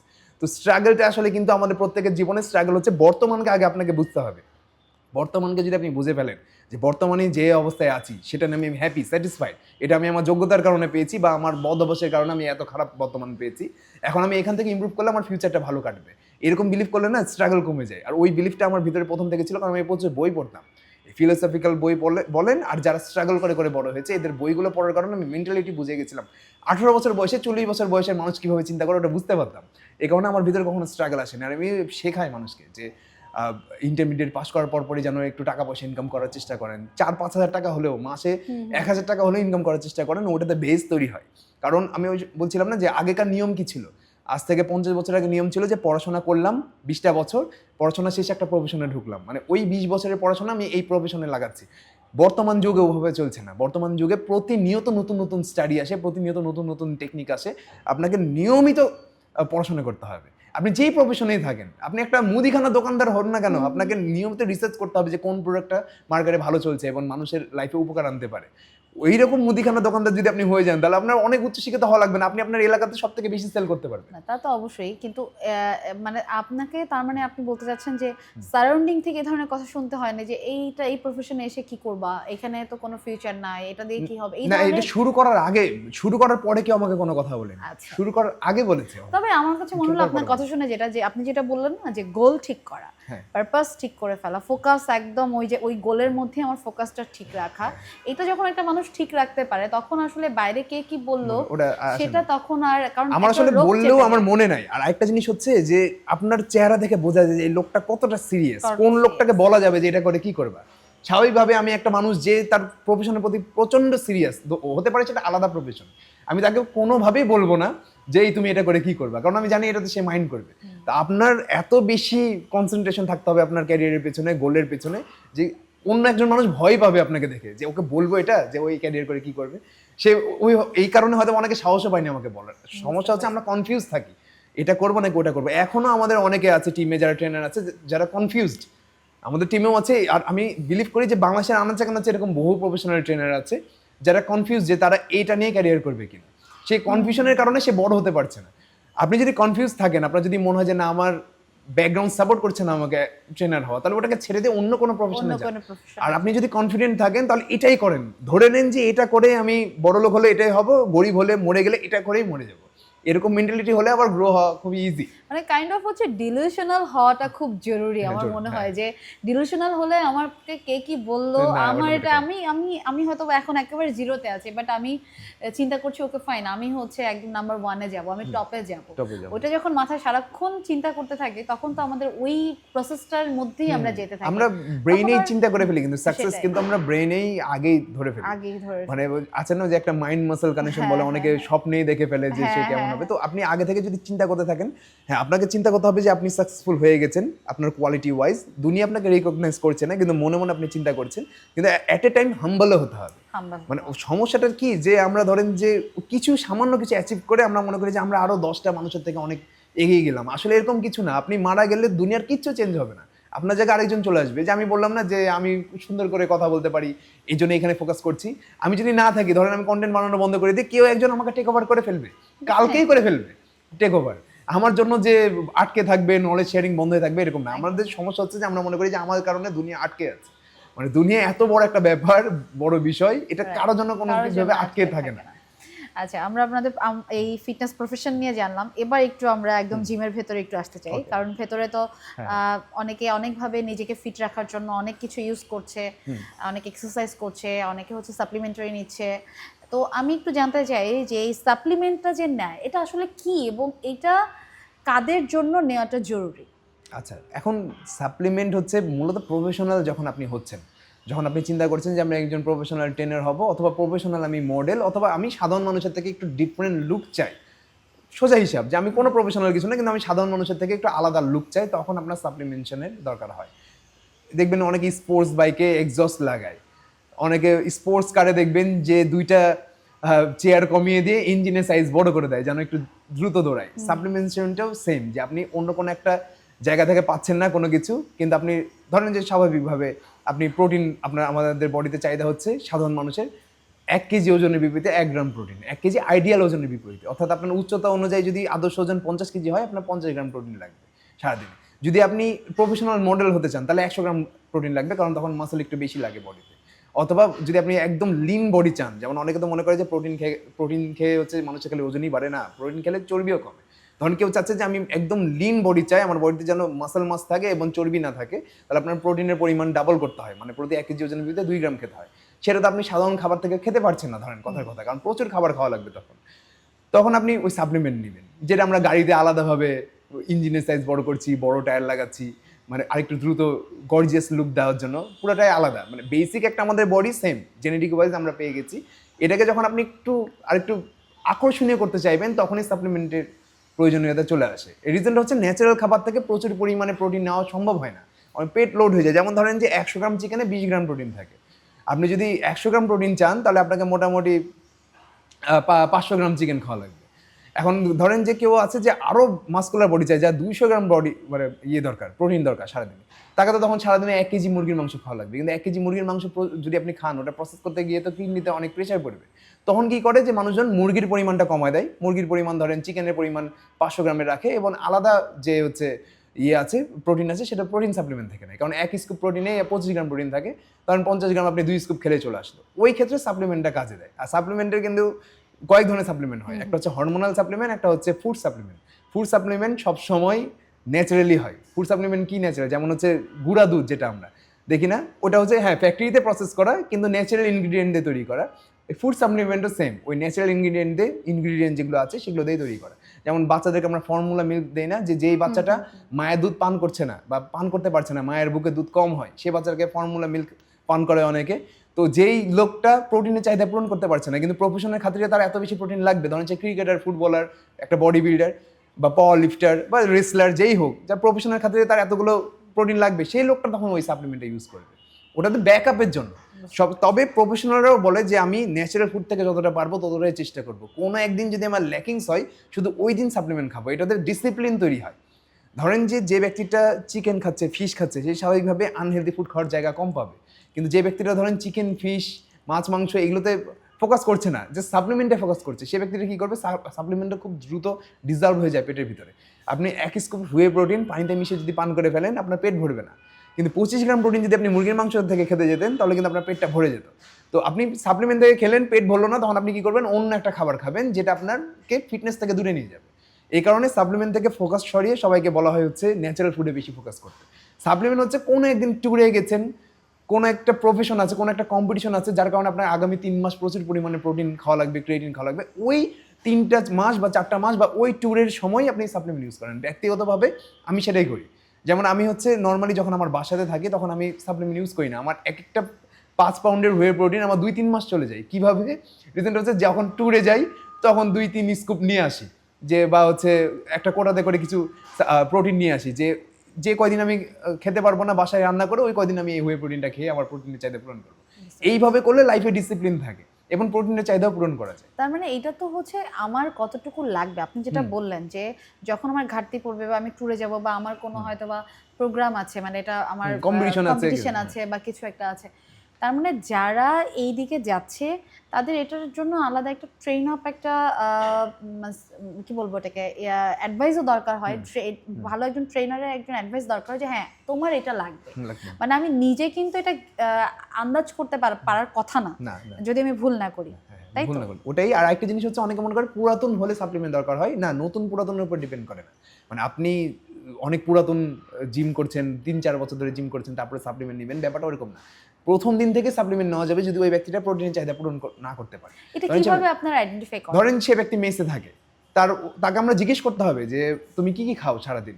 সে বলে যে ভাই আমি মেসে থাকি, আমার তো ওই বুয়া যেটা রান্না করে ওই 1 টুকরা 2 টুকরা মাছে ওই 20 গ্রাম প্রোটিনই হয় না। ওই ব্যক্তিকে প্রোটিন সাজেস্ট করতে হবে আপনাকে, না করলে ওটা ওর ক্ষতি হবে। এখানে কিন্তু একটা ব্যাপার আছে, সবাই মনে করে যে সাপ্লিমেন্ট খালি খারাপ, না, ওটা না। যদি আপনি একজন ব্যক্তি ধরেন যে প্রোটিন খায় না, কিন্তু খালি কার্বোহাইড্রেট খায় আর জিমে এসে এক্সারসাইজ করছে, ও ব্যক্তি নিজের শরীরে আরো ক্ষতি করছে। প্রোটিনের চাহিদা পূরণ না করে মাসল তৈরি করার চেষ্টা করা যাবে না। মাসলকে স্ট্রং করার চেষ্টা করা যাবে। মাসলকে স্ট্রং করা আর বড় করা দুইটা কিন্তু ভিন্ন বিষয়, ভিন্ন ব্যাপার। দুইটা আলাদা আলাদা টপিক। যেমন হচ্ছে আপনার স্ট্রং করতে আসে কারা, মাসলকে স্ট্রং করতে আসে হলো যারা রেসলার, ক্রিকেটার, ফুটবলার, এটা কিন্তু বড় করতে আসে না, এটা কিন্তু স্ট্রং করতে আসে। একমাত্র বডি বিল্ডাররা মাসলকে বড় করতে আসে। বডি যখনই আপনি বলছেন যে ভাই আমার হচ্ছে ওই আছে না ওই কিছু অ্যানিমে ক্যারেক্টার, বাকি হানমার মতো আমি বডি বানাবো, গোকুর মতো বডি বানাবো, বা হচ্ছে ওই কোন একটা প্রফেশনাল সালমান খানের মতো বডি বানাবো, তখন জিম করলে আপনাকে প্রোটিন খাওয়া লাগবে। মানে প্রোটিনের এমন না যে প্রোটিন সাপ্লিমেন্ট খাওয়া লাগবে, আপনাকে প্রোটিনের চাহিদা পূরণ করা লাগবে, সেটা মাছ মাংস থেকে হোক অথবা সাপ্লিমেন্ট থেকে হোক। না করে যদি আপনি করেন, এসে খালি আপনি ভাত রুটি খাচ্ছেন আর এসে জিমে এক্সারসাইজ করছেন, আপনার আস্তে আস্তে লিগামেন্টগুলো দুর্বল হতে শুরু করবে। ওই লিগামেন্টগুলো যখন দুর্বল হবে তখন আপনি 5 বছর 10 বছর পর যে একটা ইনজুরিতে পড়বেন। আচ্ছা, আমাদের সাধারণত মানে বডিতে কি পরিমাণ প্রোটিন কিভাবে দরকার হয় পার ডেতে, যদি ওভাবে করে আপনি বলতে আমি পারেন? কয়েকটা ক্যাটাগরি ভাগ করে দিই। সেটা হচ্ছে আপনি একদম ধরেন সাধারণ মানুষ, কোনো এক্সারসাইজই করেন না, সেডেন্টারি লাইফ লিড করেন না, জাস্ট হাঁটেন। আমি যারা এক্সারসাইজ করে না একদমই, তাদেরকে অসুস্থ মানুষ মনে করি, কারণ স্বাভাবিকভাবে মানুষের বেসিক মুভমেন্টই হচ্ছে সে হাঁটবে, মিনিমাম হলেও হাঁটবে। তো যে ধরেন যে বাসাতে বসে থাকে, শুয়ে বসে থাকে, সেডেন্টারি লাইফ লিড করে, সে যতই আনহেলদি হোক যতই হেলদি হোক, তার প্রতি 1 কেজি ওজনের বিপরীতে 1 গ্রাম প্রোটিন লাগবে। যেমন আপনার ওয়েট যদি 60 কেজি হয়, তাহলে 60 গ্রাম প্রোটিন লাগবে। এটা আইডিয়াল ওয়েটের বিপরীতে আমি বলেছি, কিন্তু আদর্শ ওজন। অনেকে বলতে পারে ভাই আমার তো ওজন 100 কেজি, তাহলে কি আমার 100 গ্রাম প্রোটিন লাগবে? না, আপনার উচ্চতা অনুযায়ী আগে দেখেন আপনার আদর্শ ওজন কত হওয়া উচিত। এটা একটা চার্ট আছে, আপনি গুগলে সার্চ করতে পারেন অথবা আপনি চ্যাটজিপিটিকে জিজ্ঞেস করেন যে আমার উচ্চতা এত, আমার কত ওজন হওয়া উচিত, ও বলে দিবে যে আপনার এত ওজন হওয়া উচিত। ওই অত ওজনের বিপরীতে 1 গ্রাম প্রোটিন লাগবে। জাস্ট নর্মাল মানুষ যে কোনো এক্সারসাইজ করে না, ওরকম মুভমেন্ট করে না, যে ব্যক্তিরা ধরেন নর্মাল হাঁটাহাঁটি করে অথবা একটু বেসিক মুভমেন্ট করে, বাসার কাজকর্ম করে, সেই ব্যক্তিটার 1.5 গ্রাম, 1.2 থেকে 1.5 গ্রাম প্রোটিন লাগবে, মানে 1.5 গ্রাম লাগবে। অর্থাৎ তার ওজন 50 কেজি হলে তার 75 গ্রামের কাছাকাছি প্রোটিন লাগবে, নাহলে ওই ব্যক্তিটা আস্তে আস্তে উইক হতে শুরু করবে। যে ব্যক্তিটা ধরেন এবার চেষ্টা করছে যে আমি মাসল তৈরি করব, মূল কথা হচ্ছে যে মাংসপেশি বিল্ড করবো, সেই ব্যক্তিটা 2 গ্রাম প্রোটিন লাগবে 1 কেজি ওজনের বিপরীতে। আর যে ব্যক্তিটা চিন্তা করছে যে আমি মাসল তৈরির পাশাপাশি আমি ফ্যাটও লস করবো, সেই ব্যক্তিটার 2.5 থেকে 3 গ্রাম প্রোটিন লাগবে প্রতি 1 কেজি ওজন বিপরীতে। অর্থাৎ যে ব্যক্তিটা চর্বি কমাতে যাচ্ছে সেই ব্যক্তিটার কিন্তু প্রোটিনের চাহিদা বেশি যে ব্যক্তিটা মাসল বাড়াতে চাচ্ছে তার তুলনায়। এটা আমরা অনেকে ভুল করি, আমরা মনে করি যে চর্বি কমাতে যাচ্ছি, খাবো তো কম। না, চর্বি কমাতে গিয়ে যারা কম খাবার খায় তারা কোলাজেন ধ্বংস করে ফেলে। কোলাজেন কিন্তু ভিটামিন সি এবং প্রোটিন, অ্যামিনো অ্যাসিড দ্বারা তৈরি হয়, আর অ্যামিনো অ্যাসিড আসে হচ্ছে প্রোটিন থেকে। এই দুইটা খাবার যদি আপনি কোলাজেন যদি পর্যাপ্ত পরিমাণে না খান, তাহলে আপনার শরীরের ভিতরে যে কোলাজেন আছে সেটা ধ্বংস হতে শুরু করবে, যার কারণে আপনারা দেখবেন চেহারা আস্তে আস্তে খারাপ হতে শুরু করেছে, স্কিন টোন খারাপ হতে শুরু হয়েছে, চোখের নিচে কালি পড়তে শুরু করেছে, যেটা অধিকাংশ যারা ওয়েট লস করে তারা এই সমস্যায় ভোগে, এবং চামড়া লুজ হবে, টাইট হবে না, মানে চামড়া ঝুলে যেতে শুরু করবে। এর মূল কারণই হচ্ছে সে প্রোটিন কম খায়, ভিটামিন সি কম খায়। ভিটামিন সি পাবে কোথায়? ফলমূল থেকে। সে ওজন কমানোর জন্য ফলমূলও খাচ্ছে না, মাছ মাংসও খাচ্ছে না, সারাদিন খালি না খেয়ে থাকে, পানি পান করে থাকে, ওয়াটার ফাস্টিং করে। ওয়াটার ফাস্টিং একটা টাইম পর্যন্ত ঠিক আছে, ধরেন 15 ঘন্টা 16 ঘন্টা আপনি করছেন, ঠিক আছে। তারপর আপনি পর্যাপ্ত পরিমাণে প্রোটিন এবং হেলদি ফ্যাট ও কমপ্লেক্স কার্বোহাইড্রেট এগুলো দিতে হবে আপনার শরীরকে, নাহলে আপনার শরীর আস্তে আস্তে উইক হবে, আপনার মাসলগুলো আস্তে আস্তে উইক হবে। কারণ আমাদের মাংসপেশির ভিতরে আবার গ্লাইকোজেনেসিস একটা প্রসেস ঘটে, গ্লাইকোজেন থাকে যেটা আমরা কার্বোহাইড্রেট থেকে পাই। ওই গ্লাইকোজেন যখন শুকিয়ে যাবে তখন মাংসপেশিও আস্তে আস্তে শুকাতে শুরু করবে, উইক হতে শুরু করবে। জাস্ট যেমন তেমন একটা ডায়েট দেখলাম, না খেয়ে থাকাকে ডায়েট মনে করলাম, এভাবে হবে না। না খেয়ে থাকাকে ডায়েট বলে না, এটা এক ধরনের আপনি নিজের শরীরের ক্ষতি করছেন। না, এটা তো আমাদের মনে হয় একটা মিসকনসেপ্ট। আমরা এই জায়গাটাতে আসবো যে ডায়েট ভার্সেস ওয়ার্কআউটের জায়গাটাতে আমরা আসবো। আচ্ছা, প্রোটিনের পর একটু ক্রিয়েটিনের জায়গায় আসি। ক্রিয়েটিন নিয়ে হচ্ছে আপনার আইডিয়াটা কীরকম, বা আপনি কীরকম সাজেস্ট করেন? ক্রিয়েটিনের ব্যাপারটা তো একটু অন্যরকম, যে অনেক সময় ফিমেলদেরও এটা অনেক প্রয়োজন হয়, আবার অনেক সময় বলা হয় যে ক্রিয়েটিন বেশি নিলে কিডনিতে, এরকম একটা মিথ আছে, কিডনিতে ইফেক্ট ফেলে। আসলে ব্যাপারটা কি? দেখেন, ক্রিয়েটিন ছেলে মানুষের যতটা না জরুরি তার থেকে মেয়ে মানুষের বেশি জরুরি ক্রিয়েটিন খাওয়া। অনেকে তো অনেকভাবে নিবে, মনে করবে সাপ্লিমেন্টের প্রচার করছে। আমি কোনো সাপ্লিমেন্টের প্রচার করছি না, আমি কোনো ব্র্যান্ডের নামও বলছি না, আপনি চাইলে যে কোনো জায়গা থেকে কিনতে পারেন, সমস্যা নাই। ক্রিয়েটিন কেন জরুরি? কারণ ক্রিয়েটিন দিয়ে আমাদের মাংসপেশি যেটা আছে না, সেটা একদম হোল্ড হয়ে থাকে, একদম বডিতে কমতে চায় না। মাংসপেশির ভিতরে পানি থাকে, প্রায় মোটামুটি 85% মতো আমাদের মাংসপেশির ভিতরে পানি থাকে, 70 থেকে 85% মতো। এই পানিটাকে হোল্ড করে রাখে ক্রিয়েটিন, যার কারণে মাংসপেশিতে ইনজুরি হওয়া অথবা মাংসপেশির লস হতে বাধা দেয়। মেয়েদের কেন জরুরি? কারণ মেয়েদের শরীরে তো টেস্টোস্টেরন হরমোন থাকে না, যেটা মাংসপেশি হোল্ড করে রাখার প্রধান হরমোন, যার কারণে মেয়েদের মাসল লস বেশি হয়। 30-এর পর প্রত্যেকটা মেয়ের যে এক্সারসাইজ করে না বা ঠিকঠাক মতো খাবার খায় না, প্রত্যেকটা মেয়ে দেখবেন কোমরে ব্যথা অথবা হাঁটুতে ব্যথা। রিজনটা কি? তার স্কেলেটন মাসল উইক হতে শুরু করেছে 30-এর পরে। আমাদের নারী হোক বা পুরুষ হোক, 30 বছর বয়সের পর প্রতি বছর 1% করে মাসল লস হতে শুরু করে। এই মাসল লসটাকে ঠেকানোর একমাত্র উপায় হচ্ছে ওই মাংসপেশিকে ব্যবহার করে কোনো একটা কাজ করা এবং পর্যাপ্ত পরিমাণে প্রোটিন খাওয়া, ঘুমানো, সাথে পর্যাপ্ত পরিমাণে ক্রিয়েটিন খাওয়া। এখন হ্যাঁ, ক্রিয়েটিন সাপ্লিমেন্টে আপনার দরকার কিনা সেটা আপনি আগে বোঝেন। ক্রিয়েটিন কিন্তু আমাদের প্রত্যেকের দরকার, ক্রিয়েটিন সাপ্লিমেন্ট দরকার কিনা সেটা বুঝতে হবে। ক্রিয়েটিন ছাড়া একটা নারীর মারাত্মক পরিমাণে ক্ষতি হয়। একটা পুরুষের তো টেস্টোস্টেরন হরমোনের কারণে তার হচ্ছে মাসলটা লস হতে চায় না, এটা আলাদা ব্যাপার, এটা পুরুষের হচ্ছে আলাদা একটা বেনিফিট। নারীদের আবার হচ্ছে ভিসারাল ফ্যাট কম থাকে বলে নারীদের হচ্ছে হার্ট অ্যাটাক হতে চায় না। আপনি কোনো নারীকে দেখবেন না যে হার্ট অ্যাটাক করে মারা যায় অল্প বয়সে, কিন্তু পুরুষরা মারা যায়। এই নারীরা একটা আলাদা সুবিধা পেয়েছে, পুরুষেরা একটা আলাদা সুবিধা পেয়েছে। পুরুষদের সহজে মাসল লস হয় না, নারীদের সহজে হার্ট অ্যাটাক হয় না, এটা দুইটা আলাদা আলাদা জেনেটিক। তাই কিন্তু ওই নারীটার কেন ক্রিয়েটিন দরকার, ওই যে আমি বললাম যে মাসলটাকে হোল্ড করে রাখার জন্য। এবার আমি আসি ক্রিয়েটিন কার দরকার। এখন দেখেন ক্রিয়েটিন কিন্তু আমাদের কিডনি এবং লিভার দুইটা মিলে মানে দুইজন মিলে প্রডিউস করে, কিডনি ও লিভার মিলে 1 গ্রামের মতো ক্রিয়েটিন আমাদের বডি মানে প্রতিদিন প্রডিউস করছে। এই 1 গ্রাম প্রোটিন দিয়েই এই 1 গ্রাম ক্রিয়েটিন দিয়ে আপনার পুরো বডিতে যত মাংসপেশি আছে সেটা মোটামুটি হোল্ড থাকার চেষ্টা করে যখন আপনার বয়স কম, যখন আপনার বয়স 25, 18, 20 এই বয়সে ওই 1 গ্রাম ক্রিয়েটিনই যথেষ্ট আমরা মাংসপেশিকে হোল্ড করে রাখা। কিন্তু এই বয়সটাতে যদি কেউ হার্ড ওয়ার্কার হয়, ধরুন কেউ একজন প্রচুর পরিমাণে হচ্ছে ভার উত্তোলন করছে, কোনো একটা লেবার, কোনো একটা কৃষক, তখন ওই ব্যক্তিটার ক্রিয়েটিনের চাহিদা একটু বেড়ে যাবে। তখন ওই ব্যক্তিটার ক্রিয়েটিনের চাহিদা 3 গ্রাম 4 গ্রাম, কারো কারো ক্ষেত্রে 2 গ্রাম হয়ে যাবে। এটা অ্যাক্টিভিটির উপর ডিপেন্ড করে, যে যত বেশি পরিশ্রম করছে, যত বেশি মাংসপেশিকে ব্যবহার করছে, তার ক্রিয়েটিনের চাহিদা তত আস্তে আস্তে বাড়তে থাকবে। যারা হরমোন পুশ করে বডি বিল্ডার তাদের আরও বেশি দরকার হয়, তাদের 10 গ্রাম 15 গ্রাম পর্যন্ত দরকার হয়। যারা সাধারণ মানুষ, ন্যাচারাল মানুষ, তাদের সর্বোচ্চ 5 গ্রাম, 4 গ্রাম 5 গ্রাম, 5 থেকে 6 গ্রাম, এর উপরে না। এখন দেখেন এই 5 থেকে 6 গ্রাম ক্রিয়েটিন আপনার বডিতে আসছে কিনা। আপনি 1 গ্রাম ক্রিয়েটিন আপনার বডি, আপনার লিভার আপনি তৈরি করে ফেলে। যারা জেনেটিক্যালি ব্লেসড তাদের কারো কারো লিভার 2 গ্রাম পর্যন্ত ক্রিয়েটিন তৈরি করে ফেলে। দেখবেন কেউ কেউ আছে জন্মগতভাবে সলিড, মানে দেখেই মনে হবে খুব শক্তি বডিতে, বা একটু সলিড মাসল হয়ে থাকে, যে ব্যায়াম করে না কিন্তু সলিড। ওদের জেনেটিক্যালি ব্লেসড হওয়ার কারণে ওদের লিভার একটু বেশি ক্রিয়েটিন প্রডিউস করে বডিতে, হয়তো 2 গ্রামের কাছাকাছি প্রডিউস করে, যার কারণে ওদের মাসল সলিড হয়ে থাকে, একটু পাম্প হয়ে থাকে বেশি। কিছু কিছু মেয়েদেরও এরকম হয়, কিছু কিছু ছেলেদেরও এরকম হয়। এটা হচ্ছে ওরা দেখবেন জেনেটিক্যালি অনেক স্ট্রং হয়, ওদের ব্যাপার আলাদা। এবার দেখেন আমরা যে মাছ, মাংস, শাক সবজি যা কিছু খাচ্ছি, ডিম, দুধ, এগুলো সব কিছু থেকে অল্প অল্প করে ক্রিয়েটিন এসে আরও 1 থেকে 2 গ্রাম ক্রিয়েটিন আমাদের বডিতে চলে আসে। অর্থাৎ একজন ব্যক্তি যে কোনো রকম সাপ্লিমেন্ট খায় না, এক্সারসাইজ করে না, তার বডিতে 3 গ্রামের কাছাকাছি বা 2 গ্রামের কাছাকাছি ক্রিয়েটিন চলে আসে। কিন্তু যখনই চলে আসছে যে সে ব্যক্তিটা ওয়ার্কআউট করছে এবং সে আরও ফিট হতে চাচ্ছে বা আরও একটু মজবুত শরীর চাচ্ছে, তখন তার 5 গ্রাম ক্রিয়েটিন পূরণ করতেই হবে। তার মানে এখন আমরা যে ক্রিয়েটিনের সাপ্লিমেন্ট দেখতে পাই, এক স্কুপে 5 গ্রাম থাকে। এখন ওই ব্যক্তিটা ধরেন পর্যাপ্ত পরিমাণে মাছ, মাংস, ডিম, দুধ খাচ্ছে এবং তার কিডনি, লিভার প্রডিউস করছে, দিয়ে 3 গ্রাম প্রডিউস করে ফেলছে। সে ব্যক্তিটা আবার আলাদা করে 5 গ্রাম ক্রিয়েটিন খাচ্ছে, তখন তার ক্ষেত্রে কিছু কিছু ক্ষেত্রে তার ওভারডোজ হয়ে যেতে পারে। আবার অনেকে 1 ঘন্টা এক্সারসাইজ করে, 1 ঘন্টা এক্সারসাইজ করা আর কৃষক লেবারের মতো সারাদিন ধরে পরিশ্রম করা, দুইটা কিন্তু ডিফারেন্ট বিষয়। ওই কৃষক যে সারাদিন ধরে পরিশ্রম করছে, ওর ধরেন গ্রামে শাকসবজি খাচ্ছে, এই খাচ্ছে, ওই খাচ্ছে, মাছ, মাংস, এগুলো, ডিম, দুধ খাচ্ছে, ওর হয়ে যাচ্ছে। কিন্তু যে ধরেন যে জাস্ট 1 ঘন্টা পরিশ্রম করে সে মনে করছে যে আমার 5 গ্রাম ক্রিয়েটিন দরকার, সেই জায়গায় ভুল করছে।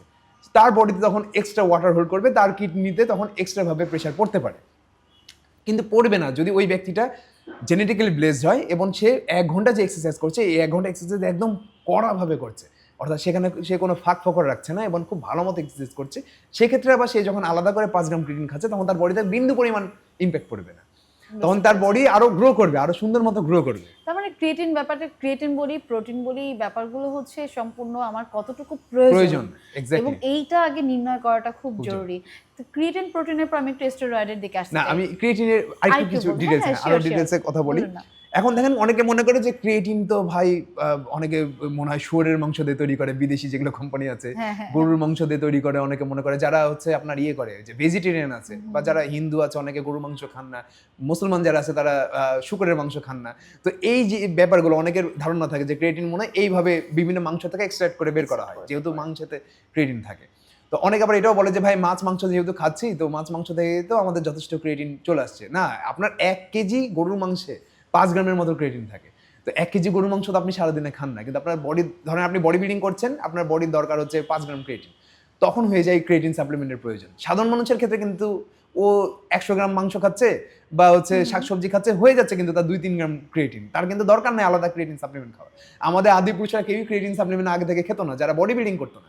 তার মানে ক্রিয়েটিন সাপ্লিমেন্টের আসলে দরকার নয় যে ব্যক্তিটা সাধারণ, কিন্তু যখন সে ব্যক্তিটা ক্রিকেটার, ফুটবলার, বডি বিল্ডার, তখন কিন্তু ক্রিয়েটিন সাপ্লিমেন্টের দরকার আছে, ওটা আলাদা একটা প্রফেশন। আর আগেকার যুগে কেন লাগতো না, আজ থেকে 5000 বছর আগে কেন লাগতো না, কারণ প্রত্যেকটা খাবার ছিল আনপ্রসেস, মানে প্রসেসটি ছিল না। চালে ফাইবার থাকতো, মাছ মাংস সে একদম ন্যাচারাল পাচ্ছে, গরু ঘাস খাওয়া মাংস হতো, মানে যে মাংসটা আমরা খাচ্ছি সেই প্রাণীটা ঘাস খেত, ন্যাচারাল খাবার খেত। এখন যদি ফিট টিট খায় এই জন্য একটু চর্বি পরিমাণ বেশি থাকে, প্রোটিন আর ক্রিয়েটিনের পরিমাণ কম থাকে এই মাসলগুলোতে। তো এই কারণে বর্তমান যুগে এসে ক্রিয়েটিনের চাহিদাটা পূরণ হয়েছে, বিশেষ করে 20 শতকের যেটা গত 50 বছরে যেটা আমাদের লাইফস্টাইল ব্যাপকভাবে পরিবর্তন হয়েছে, সেটাতে ক্রিয়েটিনের চাহিদা একটু বেশি চলে আসছে আমাদের। কিন্তু তারপরেও এটা একটা শ্রেণীর, স্পেসিফিক একটা শ্রেণী, এটাকে ঢালাওভাবে ক্রিয়েটিনকে প্রচার করা যাবে না। কিন্তু নারীরা যদি আপনার চায় যে আমি এক্সট্রা হেলথ বেনিফিট চাই, আমার মাসল লস হচ্ছে, মাসল উইক হচ্ছে, তারা ক্রিয়েটিন সাপ্লিমেন্ট হাফ করে খেতে পারে। 5 গ্রাম ক্রিয়েটিন থাকে তো এক স্কুপে, আপনি ওটাকে হাফ স্কুপ করে খান, তাহলে 2 গ্রাম করে গেল। লিভার আপনি 1 গ্রাম তৈরি করছে, খাবার থেকে 1 গ্রাম পাচ্ছেন, এবং 2 গ্রাম আপনি সাপ্লিমেন্ট থেকে সারাদিনে, তাহলে আপনার কিন্তু মাসল লস হবে না। এটা নারীদের ক্ষেত্রে কিন্তু বেশি জরুরি, যে এরা স্বাভাবিক নারী, মানে এক্সারসাইজও করে না, ওইরকম মুভমেন্টও করে না, নর্মাল হাঁটা চলাফেরা করে, তাদের ক্ষেত্রে ক্রিয়েটিনটা এইভাবে সাপোর্ট দিবে তাদেরকে। এখন দেখেন যে অনেকে যারা আছে যারা মনে করে যে গরুর মাংস আমি খাই না, আমি শুয়োরের মাংস খাই না, আমি মুসলিম, আমি হচ্ছে ভেজিটেরিয়ান, আমি হিন্দু, বা আমি হচ্ছে কোনো রকম মাছ মাংসই খাই না, এরকম ব্যক্তিরা মনে করে যে ক্রিয়েটিন এই মাংস থেকে এক্সট্রাক্ট করা হয়েছে। আসলে না, ক্রিয়েটিন যত ধরনের সাপ্লিমেন্ট আছে সব ল্যাবে তৈরি করা হয় 3টা আলাদা আলাদা অ্যামিনো অ্যাসিড দিয়ে। একটা হচ্ছে এলার্জেনাইন, গ্লাইসিন আর মিথিওনাইন। এই 3টা অ্যামিনো অ্যাসিডকে ভিন্ন ভিন্ন জায়গা থেকে ল্যাবে নিয়ে এসে এক জায়গায় যোগ করে ক্রিয়েটিন পাউডার তৈরি করা হয়। ক্রিয়েটিন কোনো খাবার থেকে এক্সট্রাক্ট করা হয় না, ডিম, দুধ, মাছ, মাংস থেকে এক্সট্রাক্ট করে ল্যাবে তৈরি করা হয় না। আমরা এটা মনে করি হ্যাঁ এগুলোতে এই ইনগ্রিডিয়েন্টগুলো থাকে, কিন্তু ল্যাবে তৈরি করা হয় সম্পূর্ণ আলাদাভাবে। এই কারণে ক্রিয়েটিনের কোনো টেস্ট হয় না। ক্রিয়েটিন কিন্তু পুরো পানির মতো, মানে স্বাদহীন হয়। কিন্তু হ্যাঁ, ক্রিয়েটিন এখন অনেকে ফ্লেভার মিক্স করে বিক্রি করছে, ওটা আলাদা বিষয়, কিন্তু ক্রিয়েটিনের নিজস্ব কোনো স্বাদ হয় না। তো যারা মনে করছে যে ক্রিয়েটিন খাওয়ার ফলে আমার ধর্মীয় দিক দিয়ে কোনো পাপ হবে, সেটা একদমই তাদের ভুল ধারণা। কারণ ক্রিয়েটিন কিন্তু একদমই আলাদাভাবে ল্যাবে তৈরি করা হয়, এটাতে কোনো মাংস ইউজ করা হয় না। তো এই জিনিসটা আগে বুঝতে হবে। এবং এই ক্রিয়েটিন খাওয়ার ফলে কিন্তু আমাদের মাংসপেশিতে পানি স্টোর হয়, আমাদের কিডনি লিভারের আশেপাশে পানি স্টোর হয় না। কিডনি লিভার এবার মাংসপেশির উপরে যে স্তরটা পড়ে স্কিনের নিচে, ওটাতে পানি স্টোর হয় হলো লবণের কারণে। যারা অতিরিক্ত সোডিয়াম ভাজা পোড়া খায়, চিপস, চকলেট, বিস্কিট এবং সফট ড্রিঙ্কস পান করে, তাদের কিডনিতে বেশি ইম্প্যাক্ট পড়বে। আপনি যদি একটা সফট ড্রিঙ্কস খাওয়া প্রায় 10 গ্রাম ক্রিয়েটিন খাওয়া সমান ইম্প্যাক্ট ফেলে ক্রিয়েটিনে। মানে আপনি ধরেন একটা ছোট বোতল পাওয়া যায় না সফট ড্রিঙ্কসের, নাম বলছি না, বিভিন্ন ব্র্যান্ডের হতে পারে, ওটা আপনি একটা পান করলেন, ওটা একটা পান করা 10 গ্রাম ক্রিয়েটিন খাওয়া সমান ইম্প্যাক্ট পড়ে বডিতে, মানে লিভারে ইম্প্যাক্ট পড়ে বা কিডনিতে ইম্প্যাক্ট পড়ে। তো আপনি সফট ড্রিঙ্কস আপনার যতটা বেশি ক্ষতি করে, ক্রিয়েটিন তার ধারে কাছেই না, অনেক দূরে। ক্রিয়েটিনের উল্টা আরো হেলথ বেনিফিট আছে যদি নিয়ম বুঝে খান, পরিমাণ মতো খান। কিন্তু সফট ড্রিঙ্কসের পরিমাণ যতই কম হোক, পরিমাণ যতই বেশি হোক, এটা সাইড ইফেক্ট আছে। তবে হ্যাঁ, আমি ব্যক্তিগতভাবে নিজেই সপ্তাহে 1 থেকে 2 দিনের কাছাকাছি আমারই সফট ড্রিঙ্কস খাওয়া হয়ে যায়। হয়তো মাসে 1 দিন হলেও হয়, সবসময় হয় না, যদি দাওয়াত থাকে খাওয়া হয়ে যায়। আর আমি কিন্তু সবসময় বলি সবাইকে যে সব কিছু খেয়ে কীভাবে ফিট থাকা যায়। জীবন 70-72 বছর বাঁচবো, গড়ায়ু, আমি আমার পছন্দ মতো খাবার খেয়ে বাঁচতে চাই এবং ফুললি শক্তিশালীও থাকতে চাই। আমার যখন প্রফেশনাল গোল ছিল যে আমি কম্পিটিশন খেলবো, হচ্ছে অনেক মাস্কুলার বডি বানাবো, দেখতে আলাদা হবো, যেটা এখন আর আমার গোল না। এখন আমার গোল হচ্ছে স্ট্রং থাকা, একদম সলিড থাকা, যেন 75 বছর বয়সে এরকমই শক্তি থাকে। বর্তমানে 30 বছর বয়সে যে শক্তিটা আছে সেটা যেন 70 বছর বয়সেও থাকে, এটা এখন আমার গোল। এইটার কারণে সব খাবার আমাকে ছাড়তে হয় না। কিন্তু যখন আমার গোল হয়ে গেছিল, আগে ছিল যে জনসিনের মতো লুক চাই বা কোনো একটা কম্পিটিশন খেলবো, তখন আমাকে অনেক কিছু ছাড়তে হতো, তখন আমি বছরে একবারও খেতাম না, এরকম একটা ব্যাপার ছিল। ওটা আলাদা ব্যাপার, ওটা প্রফেশনাল অ্যাথলেটরা এখনো করে। যেমন বিরাট কোহলি নিজের বিয়ে দিয়ে সিদ্ধ খাবার খেয়েছিল, কারণ তার সামনে ম্যাচ ছিল, ও ম্যাচের আগে সবসময় সিদ্ধ খাবার খায় যেন বডিটা একদম হালকা থাকে, এই জন্য ও অনেক ভালো ফিল্ডিং করে, ভালো ফিল্ডার হয়। তো যারা ক্রিকেটার আছে অনেকে ভিডিও দেখতে পারে, যদি ভালো ফিল্ডার হতে চান, আপনি পারফর্ম করতে চান, তাহলে বিরাট কোহলির লাইফস্টাইল ফলো করবেন। যদি টপে উঠতে চান, তাও ওটা টপ, বিরাট কোহলির লাইফস্টাইল ফলো করবেন টপে ওঠার জন্য। আর যদি মনে করেন সাধারণ মানুষ হবো বা সাধারণ একটা খেলোয়াড় হবো, তাহলে অত হার্ড লাইফস্টাইলে যাওয়ার প্রয়োজন নেই। তো এটা হচ্ছে ব্যাপার। তো বিরাট কোহলি এই কারণেই সে টপ নাম্বার 1। আমি সবসময় তাকে প্রেজ করি, মানে তার এই যেগুলো এথিক্স আছে এবং তার লাইফে যে ডিসিপ্লিন আছে, একটা নাম্বার 1 খেলোয়াড় হওয়ার জন্য যা যা করা লাগে ও সবকিছু করে। তো এটা হচ্ছে এই জন্য আপনার, যেহেতু বিরাট কোহলির আপনি এত বড় ফ্যান, আপনার লুকের ইয়াটাও কি তার মতো করে আপনি না, আমি ওকে চিন্তা করে কোনো দাড়ি করি না। আমার কাছাকাছি অনেকে বলে যে বিরাট কোহলির কাছাকাছি, বিশেষ করে সানগ্লাস পরলে অনেকে বলে যে বিরাট কোহলির কাছাকাছি হচ্ছে লাগে। আচ্ছা, আমরা একটু স্টেরয়েডের দিকে আসি। স্টেরয়েডটা মানুষ কেন নেয়? এটা তো পুরো স্বাভাবিক ব্যাপার। স্টেরয়েড কিন্তু ছিল হচ্ছে প্রথম যখন গ্রোথ হরমোন আবিষ্কার হয়, হিউম্যান গ্রোথ হরমোন AGH, ওটা কিন্তু আবিষ্কার হয়েছিল হচ্ছে এইডস এর যারা রোগী আছে, যাদের হাড় মাংস, এইডস এর রোগীর কিন্তু মাংস হাড় সবকিছু শুকাতে শুরু করে এইডস হয়ে গেলে। এইডস ভাইরাস যখন HIV ভাইরাস পজিটিভ হয়ে যায়, তখন ওদের ওই মাংসপেশি এবং হাড়ের ক্ষয়টাকে রোধ করার জন্য তাদেরকে এই হিউম্যান গ্রোথ হরমোন পুশ করা হতো। এটা প্রথমে ঘোড়া টোড়া আরো অনেক অন্যান্য প্রাণীর উপরে পুশ করা হয়েছে, আলাদা বিষয়। তো যখন দেখলো যে না অন্যান্য প্রাণীরও মাংস লস হচ্ছে না, মাংস বড় হয়ে যাচ্ছে, তো ভাবলো যে না এই মানুষটাকে বাঁচানোর জন্য হিউম্যান গ্রোথ হরমোন দিই। বিশেষ করে যারা এইডস এর রোগী আছে তাদেরকে বিভিন্ন ধরনের স্টেরয়েড এবং আরো অনেক ধরনের রোগী আছে তাদেরকে বিভিন্ন ধরনের হরমোন পুশ করা হয়। তো যে কোনো ধরনের স্টেরয়েড বলেন বা ওষুধ বলেন কোনো একটা রোগে নিরাময় করার জন্যই তৈরি হয়েছিল। প্রফেশনাল বডি বিল্ডাররা যখন দেখলো যে না এটা ইউজ করলে আমি সাধারণ মানুষের তুলনায় একটু দ্রুত চেঞ্জেস পাচ্ছি, বিশেষ করে 1960-এর দশকে 1960 সালের দিকে কিছু কিছু বডি বিল্ডার প্রথম হরমোন ইউজ করা, হিউম্যান গ্রোথ ইউজ করা শুরু করলো এবং দ্রুত রেজাল্ট পেলো। তারা একদম সাধারণ মানুষের তুলনায় টোটালি আলাদা হয়ে গেল। তাদের নিজের শরীরের প্রতি কোনো মায়া দয়া ছিল না, তারা তখনও বুঝতো না সাইড ইফেক্টগুলো, তখন আবিষ্কার হয়নি। তারা জাস্ট বেনিফিটগুলো দেখেছিল যে এটা ঘোড়ায় পুশ করলে তো ঘোড়া বড় হয়ে যাচ্ছে, গরুতে পুশ করলে তো গরু তাগড়া মোটা হয়ে যাচ্ছে, তাহলে আমাদের বডিতে পুশ করলেও আমাদেরও এরকম কাজ করবে। তবে প্রত্যেকটা প্রাণীর জন্য আলাদা আলাদা হরমোন হয়। ঘোড়ার যেটা গ্রোথ হরমোন সেটা মানুষের বডিতে মারলে কাজে দিবে না, আবার মানুষের যে গ্রোথ হরমোন সেটা আবার মুরগির বডিতে মারলেও কাজে দিবে না, টোটালি ডিফারেন্ট আলাদা আলাদা হয়। তো হিউম্যান গ্রোথ হরমোন তখন মানুষ যখন ওই যে এইডসের রোগের জন্য যখন আবিষ্কার হলো, তখন ওখান থেকে কিছু কিছু বডি বিল্ডার আছে না, কেউ কেউ আছে নিজের প্রফেশন নিয়ে অনেক অবসেসড, সবসময় পড়াশোনা করে, জানার চেষ্টা করে, কোনোভাবে কোনো একটা বডি বিল্ডার জানতে পেরেছিল কোনো ডক্টরের থ্রুতে হোক বা নিজে রিসার্চ করে যে এটা ইউজ করলে এইডসের রোগীরা পর্যন্ত মাসল লস হয় না, এইডসের রোগী পর্যন্ত মাস্কুলার হয়ে যায়। তাহলে তো আমরা তো সাধারণ মানুষ, আমার তো কোনো রোগ নাই, আমি যদি ইউজ করি তাহলে আমি কম্পিটিশন খেলতে পারবো। তো তখন তারা কম্পিটিশন ইউজ করা শুরু করলো। তো হরমোনটা মানুষ নেয় মূলত রোগ থেকে বাঁচার জন্য। এবার যখন প্রফেশনাল বডি বিল্ডিং চলে আসলো, এখানে কম্পিটিশন, যেটা আমাদের কম্পিটিশনের নিয়ম, সেটা হচ্ছে এখানে ড্রাগ টেস্ট করা হয় না বডি বিল্ডিং। এই কারণে বডি বিল্ডিং কিন্তু অলিম্পিক্সে নাই, অন্যান্য সব প্রফেশন কিন্তু আছে। ওয়েট লিফটিং আছে অলিম্পিক্সে, ওয়েট লিফটিং কিন্তু ব্লাড টেস্ট করা হয়। যেমন বাংলাদেশে আমি সবসময় বলি যে জিমে ক্যারিয়ার করতে চাইলে যদি নিজের হেলথের ক্ষতি না হতে চান বা যদি লাইফের গোল ওইরকম না থাকে টপ 1% হওয়া, যে আমি টপ 1% বডি বিল্ডার হবো বা এই হবো ওইরকম কিছু হবো, তাহলে আপনি বডি বিল্ডিং এ না যে পাওয়ার লিফটিং এ যান, ওয়েট লিফটিং এ যান, কারণ ওখানে ব্লাড টেস্ট করা হয়, ওখানে হরমোন নেওয়া হয় না। ওটা অলিম্পিক্সে আপনি যেতে পারবেন, আর যদি গোল্ড মেডেলও আনতে পারেন ওটা বাংলাদেশের জন্য সম্মানজনক হবে। তো আমি সবসময় ওয়েট লিফটিংটাকে সাজেস্ট করি, কিন্তু আমি কিন্তু বডি বিল্ডিং পছন্দ করি, যারা হরমোন নেয় বডি বানায় তাদেরকেও আমি পছন্দ করি। কাদেরকে পছন্দ করি? যারা লাইফের গোল একদম সেট ফিক্স, যে আমি মানে একদম টপ লেভেলে যাব, এরকম মানুষকে আমি রেসপেক্ট করি। তারা হরমোন নেয়, এটা আমিও রেসপেক্ট করি তাদেরকে। আমি আর এটা কেন রেসপেক্ট করি? কারণ তারা একদম প্রফেশনাল ওয়েতে যতটুকু দরকার ততটুকুই নেয়। তারা অন্য একজন সাজেস্ট করেছে, অন্য একজন বলেছে যে এটা নাও তোমার খুব দ্রুত বডি হবে, সেই কারণে নেয় না। তারা নেয় যে আমি আমার দেশকে রিপ্রেজেন্ট করব বিশ্বের সামনে গিয়ে, এবং আমি জানি আমার বডিতে কতটুকু পুশ করলে আমার শরীরের ক্ষতি হবে না, এবং এটা পুশ করার পর আমার শরীরে কী কী ট্রিটমেন্ট নেওয়া দরকার সেটাও আমি জানি। এইরকম মানুষদেরকে আমি রেসপেক্ট করি এবং প্রেইজ করি, যেটা বাংলাদেশে অনেকে আছে, আমার সাথে অনেক ভালো সম্পর্ক, পরিচিত অনেকজন, এরা কিন্তু বোঝে। এরাও বলে যে এখনকার নতুন নতুন যারা জেনারেশন আছে, 1 বছর যায় না 2 বছর যায় না ট্রেনার তাকে বলে দেয় ভাই তারা হরমোন পুশ করে, আপনি একটু কথা বলেন এটা নিয়ে। আমি কেন বডি বিল্ডিং প্রফেশন নিয়ে দেখবেন আমি একটু কথা কম বলি, রিজনটা হচ্ছে আমি চাচ্ছি সাধারণ মানুষকে আগে এই জিমের গুরুত্বটা বোঝানো। হরমোনের ব্যাপারটা আমি মাঝে মধ্যে আলোচনা করি, যেমন আজকে আলোচনা করছি। এটা কেন করি? কারণ খুব সামান্য পরিমাণে কিছু পার্সেন্ট এটা নেই। ধরেন বাংলাদেশের 16 কোটি মানুষ, আপনি খুঁজে 1600 জন মানুষ পাবেন না যে হচ্ছে হরমোন নেই। খুঁজে হয়তো 1000 মানুষ পাবেন সারা বাংলাদেশে যারা হরমোন ইউজ করে। তো এই 1000 মানুষের জন্য কন্টেন্ট বানিয়ে তো আমার খুব একটা রিচ করবো না, এবং সাধারণ মানুষের মাঝে আমি পৌঁছাতে পারবো না। এই জন্য মাঝে মধ্যে আমি হরমোন এবং প্রফেশনাল বডি বিল্ডিং এ মাঝে মধ্যে কথা বলি। কিন্তু ইয়াং যারা আছে, যারা ইয়াং জেনারেশনরা আছে, ওদের মাঝে কি এই, কারণ হরমোনটা নিলে বা স্টেরয়েডটা নিলে আমার খুব দ্রুত আমার মাসল গেইন হচ্ছে বা আমার আকৃতিতে একটু চেঞ্জ আসছে, ওদের ভিতরে কি এই টেন্ডেন্সিটা একটু বেশি কাজ করে না যে আমি এটা নেব বা এই ধরনের কি কোনো?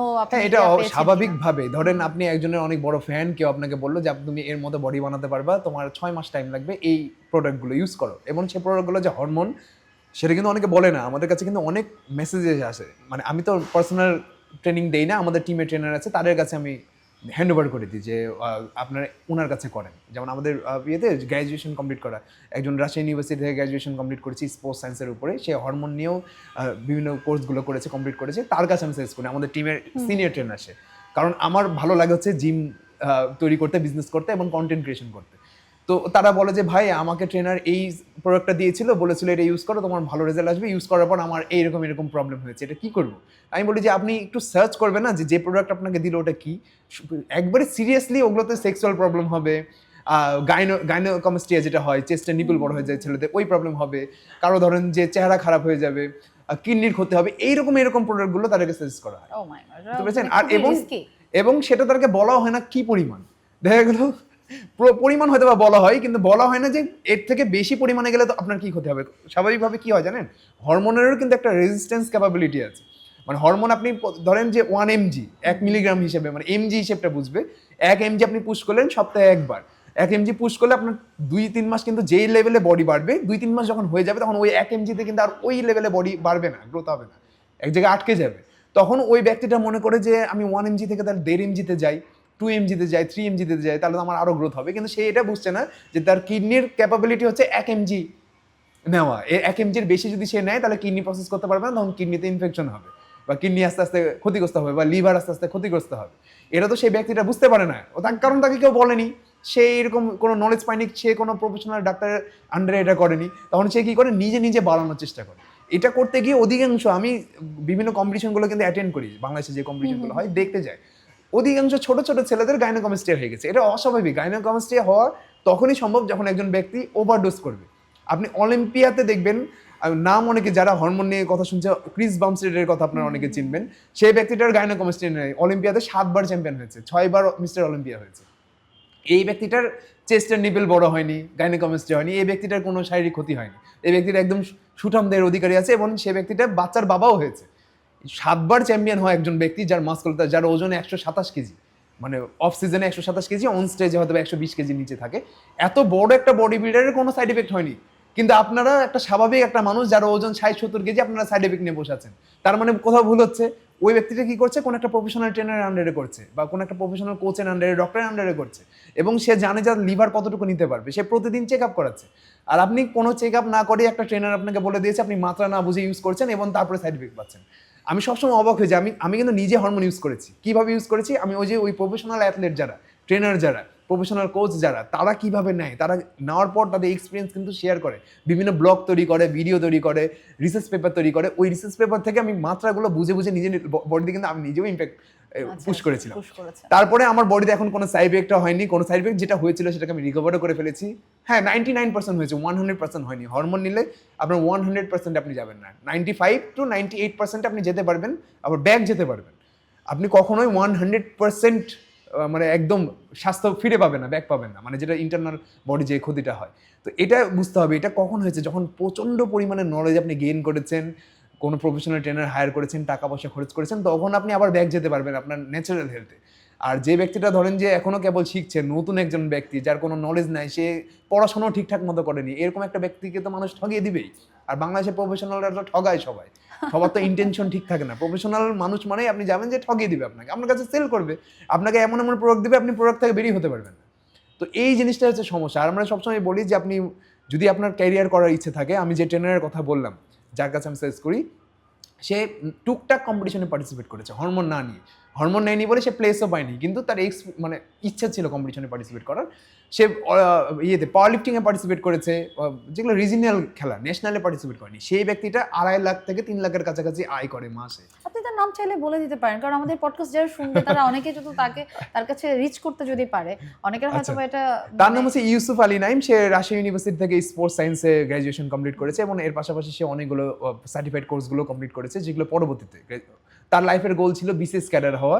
কিন্তু সে যখন আমার কাছে আসে, আমার স্টুডেন্ট ছিল সে শুরু থেকে, যখন আমি 2017 সালে জিম ওপেন করি তখন সে আমার স্টুডেন্ট ছিল। তখন সে পড়াশোনা করতো, তখন সে রাজশাহী ইউনিভার্সিটিতে পড়াশোনা করছিল স্পোর্টস সায়েন্স টপিকে। তো তখন সে আমাকে বলে যে ভাই আমার এরকম প্রফেশন করার ইচ্ছা। আমি তখন তাকে বললাম না, তোমার ব্যক্তিত্বের সাথে কোনো এই বিসিএস ক্যাডার হওয়াটা যায় না। ওর হচ্ছে লম্বা অনেক, বাস্কেটবল প্লেয়ার, প্রায় 6 ফিট 2 ইঞ্চি হাইট। আমি বললাম তোমার ব্যক্তিত্বের সাথে, ওর মাসকুলার ন্যাচারালি অনেক সুন্দর মাসল, আমার সাথে সাথে অনেক সময় যায় বিভিন্ন জায়গাতে, অনেকে ভিডিওতে দেখে থাকতেও পারে। তো ওই ছেলেটা, আমি বললাম যে তুমি এটা করো না, তুমি হচ্ছে ফিটনেস লাইনে আসো, ফিটনেসে ফোকাস করো। সে করেনি প্রথমে 2-3 বছর, তার ইচ্ছে ছিল সে হয় অ্যাব্রোডে যাবে অথবা হচ্ছে বিসিএস ক্যাডার হবে। কিন্তু পরবর্তীতে যখন তার সময় পাস হচ্ছে এবং আমার এদিক দিয়ে গ্রোথ কিন্তু হয়ে যাচ্ছে, ও কিন্তু আমার থেকেও বেশি ক্যাপাবল হতে পারতো। হ্যাঁ, যদিও প্রেজেন্টেবল ওয়েতে, ধরেন আমি যেভাবে কথা বলতে পারি অন ক্যামেরা, সেটা হয়তো বা সে প্রেজেন্ট করতে পারেনি, কিন্তু নলেজের দিক দিয়ে কিন্তু তার কোনো ঘাটতি নেই, নলেজ কিন্তু তার অসাধারণ নলেজ। কিন্তু সমস্যাটা হয়ে গেছে একটাই, যে সে তার লাইফের গোলটা পরে চয়েস করেছে, দেরিতে সেট করেছিল। আর আমি লাইফের গোলটা যখন আমি শিখিনি তখনই আমি সেট করে ফেলেছিলাম আমার লাইফের গোল, এবং ওইটা রিলেটেড আমি বলছিলাম না যে পড়াশোনার পাশাপাশি আপনাকে প্র্যাকটিক্যাল কাজও করতে হবে। এখনকার যুগ আর ওইটা নয় যে আপনি 20 বছর পড়াশোনা করবেন তারপরে কাজ করবেন, ওইভাবে আপনি আর্নিং করতে পারবেন, আপনি পিছিয়ে যাবেন। তো তো সে ছেলেটা দেরি করার কারণে সে এখন হ্যাঁ ব্যাক এন্ডে একজন ট্রেনার হিসেবে আছে আমাদের টিমের সব থেকে সিনিয়র ট্রেনার। সেই ছেলেটা কোনো কম্পিটিশন জেতেনি, কোনো হচ্ছে মাস্কুলার কোনো হরমোন ইউজ করেনি যে অনেক বেশি মাস্কুলার বডি, এরকম কিছু না, কিন্তু মাসে 2-2.5 লাখ টাকা ইনকাম করছে। তাহলে এটা কিভাবে হলো? রিজন হচ্ছে সে নলেজ বাড়িয়েছে এবং সে জানে যে কোন মানুষটাকে কীভাবে ট্রিট করতে হয়, ডায়াবেটিস রোগে কীভাবে ট্রিট করতে হবে, হার্টের পেশেন্টকে কীভাবে ট্রিট করতে হবে, একটা প্রেগনেন্ট মহিলাকে কীভাবে ট্রিট করতে হবে, পিসিএস রোগীকে কীভাবে ট্রিট করতে হবে, এগুলো সে জানে এবং রেজাল্টও সে দিতে পারে মানুষকে। এই কারণে ওই মানুষটা আরও 10 জনকে সাজেস্ট করে। এটাই তো দরকার। আপনি প্রফেশনাল হতে হলে সোশ্যাল মিডিয়ায় টুকটাক কন্টেন্ট তৈরি করেন, এমন না যে আপনাকে অনেক বড় ইনফ্লুয়েন্সার হতে হবে, টুকটাক করেন এবং নলেজ বাড়ান এবং মানুষকে পজিটিভলি চেঞ্জ করার চেষ্টা করেন, দেখবেন যে আপনার আর্নিংয়ের অভাব হবে না। কারণ এখন অনেক প্রফেশনাল আছে যার ধরনের আমার কাছে অনেক টাকা আছে কিন্তু আমি আমার প্রবলেমের সলিউশন চাই, আমি স্বাভাবিকভাবে সব থেকে হাইয়েস্ট যে কোয়ালিফাইড তাকে হায়ার করব যতই টাকা লাগুক। তো ওইরকম মানুষের অভাব নাই বাংলাদেশে, আছে অবশ্যই, কিন্তু ওদেরকে সার্ভ করার মানুষের অভাব। তো ওই সার্ভ করার মানুষের যখন আস্তে আস্তে তৈরি হবে, আর মানুষজনও এখন হচ্ছে আস্তে আস্তে গুরুত্ব দেওয়া শুরু করেছে। আমি আগেই বলছিলাম যে কেন মানুষ এটা নিয়ে পড়াশোনা করতে চায় না, রিজন দ্য ফিউচার দেখে না। তো স্বাভাবিকভাবে একজন মানুষ জিমের ফিজই পে করতে চায় না, যে মফস্বল এরিয়ার কথা বলছি, ঢাকা শহরের 5-10টা জিম বাদে কোনো জিমেই মানুষজন মানে কি বলবো, যে যেমন ঢাকা শহরে 5 থেকে 7টা জিম আছে যেগুলোতে যার উচ্চবিত্তরা আছে তারা যায়, তারা হাইলি পেইড ট্রেনারকেও হায়ার করে রেখেছে, তারা ট্রেনারদেরকে পেমেন্টও করে ওইরকম। কিন্তু ওইরকম কত 5-7 জন মিলে আর পুরা বাংলাদেশকে কীভাবে চেঞ্জ করবে? পুরা বাংলাদেশকে চেঞ্জ করতে হলে আপনার মোটামুটি 1000 জন ট্রেনার লাগবে, হাইলি কোয়ালিফাইড ট্রেনার লাগবে সারা বাংলাদেশ জুড়ে, শুধু ঢাকাতে হলেই হবে না, সারা বাংলাদেশ জুড়ে লাগবে। কিন্তু ওইটা সরকার থেকে যদি উদ্যোগ নেয় এবং তাহলে আর একটু ইজি হবে। আর যদি নাও নেয়, আমারও ফিউচারের প্ল্যান আছে। আমি আপনাকে ফিউচার প্ল্যান শেয়ার করছিলাম যে আমার ফিউচার ব্যাক স্টেজেই শেয়ার করছিলাম তখন, যে আমি এখন মোটামুটি কন্টেন্ট ক্রিয়েশনে ফোকাস করছি এবং কন্টেন্ট ক্রিয়েশনে মোটামুটি আগামী 5 বছর আমি বাংলাদেশ এবং বাংলা ভাষা যারা বোঝে তাদের জন্য কন্টেন্ট বানাতে চাই আগামী 5 বছর। সেটা বাংলাদেশ হোক, কলকাতা হোক, কলকাতা থেকেও অনেক রেসপন্স করে, তাদের জন্য মানে আমি তাদের প্রতি অনেক কৃতজ্ঞ যে ইন্ডিয়ানরাও আমাকে অনেক বেশি অনুসরণ করে এবং সারা দুনিয়া জুড়ে যেখানে যেখানে বাংলাদেশিরা ছড়িয়ে ছিটিয়ে আছে তারা প্রত্যেকে এখন আমাদের কন্টেন্ট দেখে। এই আগামী 5 বছর বাংলা ভাষায় কন্টেন্ট তৈরি করার পর আমি ইন্টারন্যাশনালি যেতে চাই। মানে আমার এখন একটা ইচ্ছা যে গোল হচ্ছে পুরো দুনিয়াতে টপ ইনফ্লুয়েন্সার হওয়া, মানে টপ গ্রেডের ইনশাআল্লাহ আমরা নিশ্চয়ই কোনো একদিন আমরা এবং যখন আমি পুরো ইউএসএ তে যাব, মানে আমার ইচ্ছা আছে যে আমি হচ্ছে পুরো দুনিয়াকে কানেক্ট করব, তার জন্য আমি ইউএসএ তে যাওয়ার ইচ্ছা আছে। আমি অলরেডি কথা বলছি, কয়েকজনের সাথে আমার কথাও চলছে। তো আমি তখন হচ্ছে বাংলাদেশে ওইখান থেকে হাইলি প্রফেশনাল কিছু ট্রেনার নিয়ে এসে একটা ইনস্টিটিউশন, মানে একটা প্রতিষ্ঠান দেওয়ার আমার খুব ইচ্ছা আছে বাংলাদেশে, যেখানে ধরেন যে প্রত্যেকটা হেলথ কন্ডিশন অনুযায়ী কিভাবে এক্সারসাইজ প্ল্যান দিতে হয় এবং নিউট্রিশন প্ল্যান দিতে হয় সেটা সেই প্রফেশনালরা আসবে ইউএসএ থেকে। এবং আরও কিছু আছে, জার্মানে আছে কিছু, জাপানেও কিছু পরিচিত লিঙ্ক বের করেছে আমি ভেতরে এর ভিতরে আমার কাজ চলছে। কিন্তু এদেরকে স্যালারি দিয়ে আনাটা অনেক অনেক কষ্টলি, তো আমার একটু টাইম লাগবে। আমি আগামী 5 বছর নিজের বেস তৈরি করতে চাই। ইনভেস্টমেন্টও যদি চলে আসে তাহলে আমি ওইরকম একটা ফান্ড নিয়ে 10-20 জনের একটা গ্রুপ নিয়ে বাংলাদেশে একটা হচ্ছে ইনস্টিটিউশন দিব যেখানে মানুষজন শিখতে পারবে। ইন্ডিয়াতে কেউ করেছে মনে হয়, 2-1 জন করেছে ইন্ডিয়াতে, কিন্তু বাংলা ভাষার জন্য একটা দরকার, তারা এসে শেখাবে এখানে, একজন বাংলা ট্রান্সলেটরও থাকবে এখানে। আবার ততদিনে যারা মোটামুটি ইংলিশ বেসিক বোঝে তারা বুঝতে পারবে, আর ওরকম বোঝা উচিত। কারণ আপনি হাইলি প্রফেশনাল ট্রেনার হতে হলে আপনাকে ইংলিশের বেসটা জানতে হবে। কারণ আপনি যারা আসবে, ধরেন একজন অ্যাব্রড থেকে আসছে, উনি বাংলাদেশে আসছে, কোনো একটা হোটেলে আছে, উঠেছে, একজন ট্রেনারের তার দরকার। তো আপনি যদি ইংলিশ না বুঝেন কমিউনিকেট করতে পারবেন না। তো যারাই ট্রেনার হতে চায় তাদেরকে ইংলিশ বোঝাটা খুবই জরুরি শুরু থেকে। তারপরে এর পাশাপাশি রিসার্চ পেপার পড়তে থাকেন যতদিন না পারছি, মানে যতদিন আমি ওই প্রতিষ্ঠানটা না আনছি বাংলাদেশে ততদিন পর্যন্ত নিজে নলেজ বাড়ানোর চেষ্টা করি। বুঝতে পেরেছি। আমরা এবার একটু ফিমেলদের দিকে আসি, ফিমেলদের হেলথ কনসিয়াস নিয়ে একটু আসি। আমাদের মধ্যে একটা সবসময় একটা ভীতি কাজ করে বা একটা ফেয়ার কাজ করে যে হচ্ছে বাল্কি হয়ে যাচ্ছি আমরা, মানে একটা বয়সের পরে দেখা যায় বাল্কি হয়ে যায়। আবার হচ্ছে পিসিওএস এর একটা ইস্যুস থাকে, হরমোনের ইস্যুস থাকে, থাইরয়েডের ইস্যুস থাকে।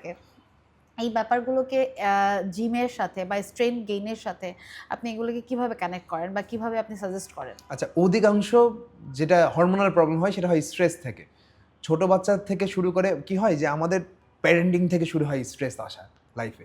আমরা শুরু হয়ে যাই যেমন যেই বয়সটাতে আমাদের কন্ট্রোল দরকার বাবা মায়ের কাছ থেকে, যে অল্প বয়সে আমাদের বেশি লাক্সারি প্রয়োজন না, মানে যেটা আমাদের নিড, তখন কিন্তু আমাদের নিড দরকার, কিন্তু বাবা মায়ে এনে দিবে, আমাদেরকে রাজকুমারের মতো ট্রিট করবে, যে এটা নিয়ে নাও, ওটা নিয়ে নাও, এই খেলনা নিয়ে নাও, ওই জিনিস করে দাও, এত বেশি লাক্সারি দিয়ে দিবে যে ছেলেটা আর হচ্ছে 10টা মানুষের সাথে ইন্টারঅ্যাকশনও করতে পারে না, কথাও বলতে পারে না ঠিকঠাক মতো, নিজের যে অনুভূতি সেটা প্রকাশ করতে পারে না। ওই বাচ্চাটা কি হয়, যখন ওই বাচ্চাটার বয়স 10 থেকে 15 বছর হয় তখন সে ডিট্যাচ হয়ে যায়, পুরো পরিবেশ থেকে, তখন সে মনে করে পুরো দুনিয়াই খারাপ। তখন নিজে নিজে স্ট্রেস নেওয়া শুরু করে, নিজের ইমাজিনেশনে। ছোটবেলা থেকে তো সে প্রিন্সেস ট্রিটমেন্ট পেয়েছে, ওই মেয়েটার কথা বলছি। সে যখন একটু বড় হয় তখন দেখে যে না, সবাই তো প্রিন্সেস ট্রিটমেন্ট করছে না, সবাই তো আপনাকে স্বাভাবিক। আপনার কথা শুনছে না। শুনছে না। তখন সেই স্ট্রেস নেওয়া শুরু করে, যেটা এই মেয়েদের সমস্যা।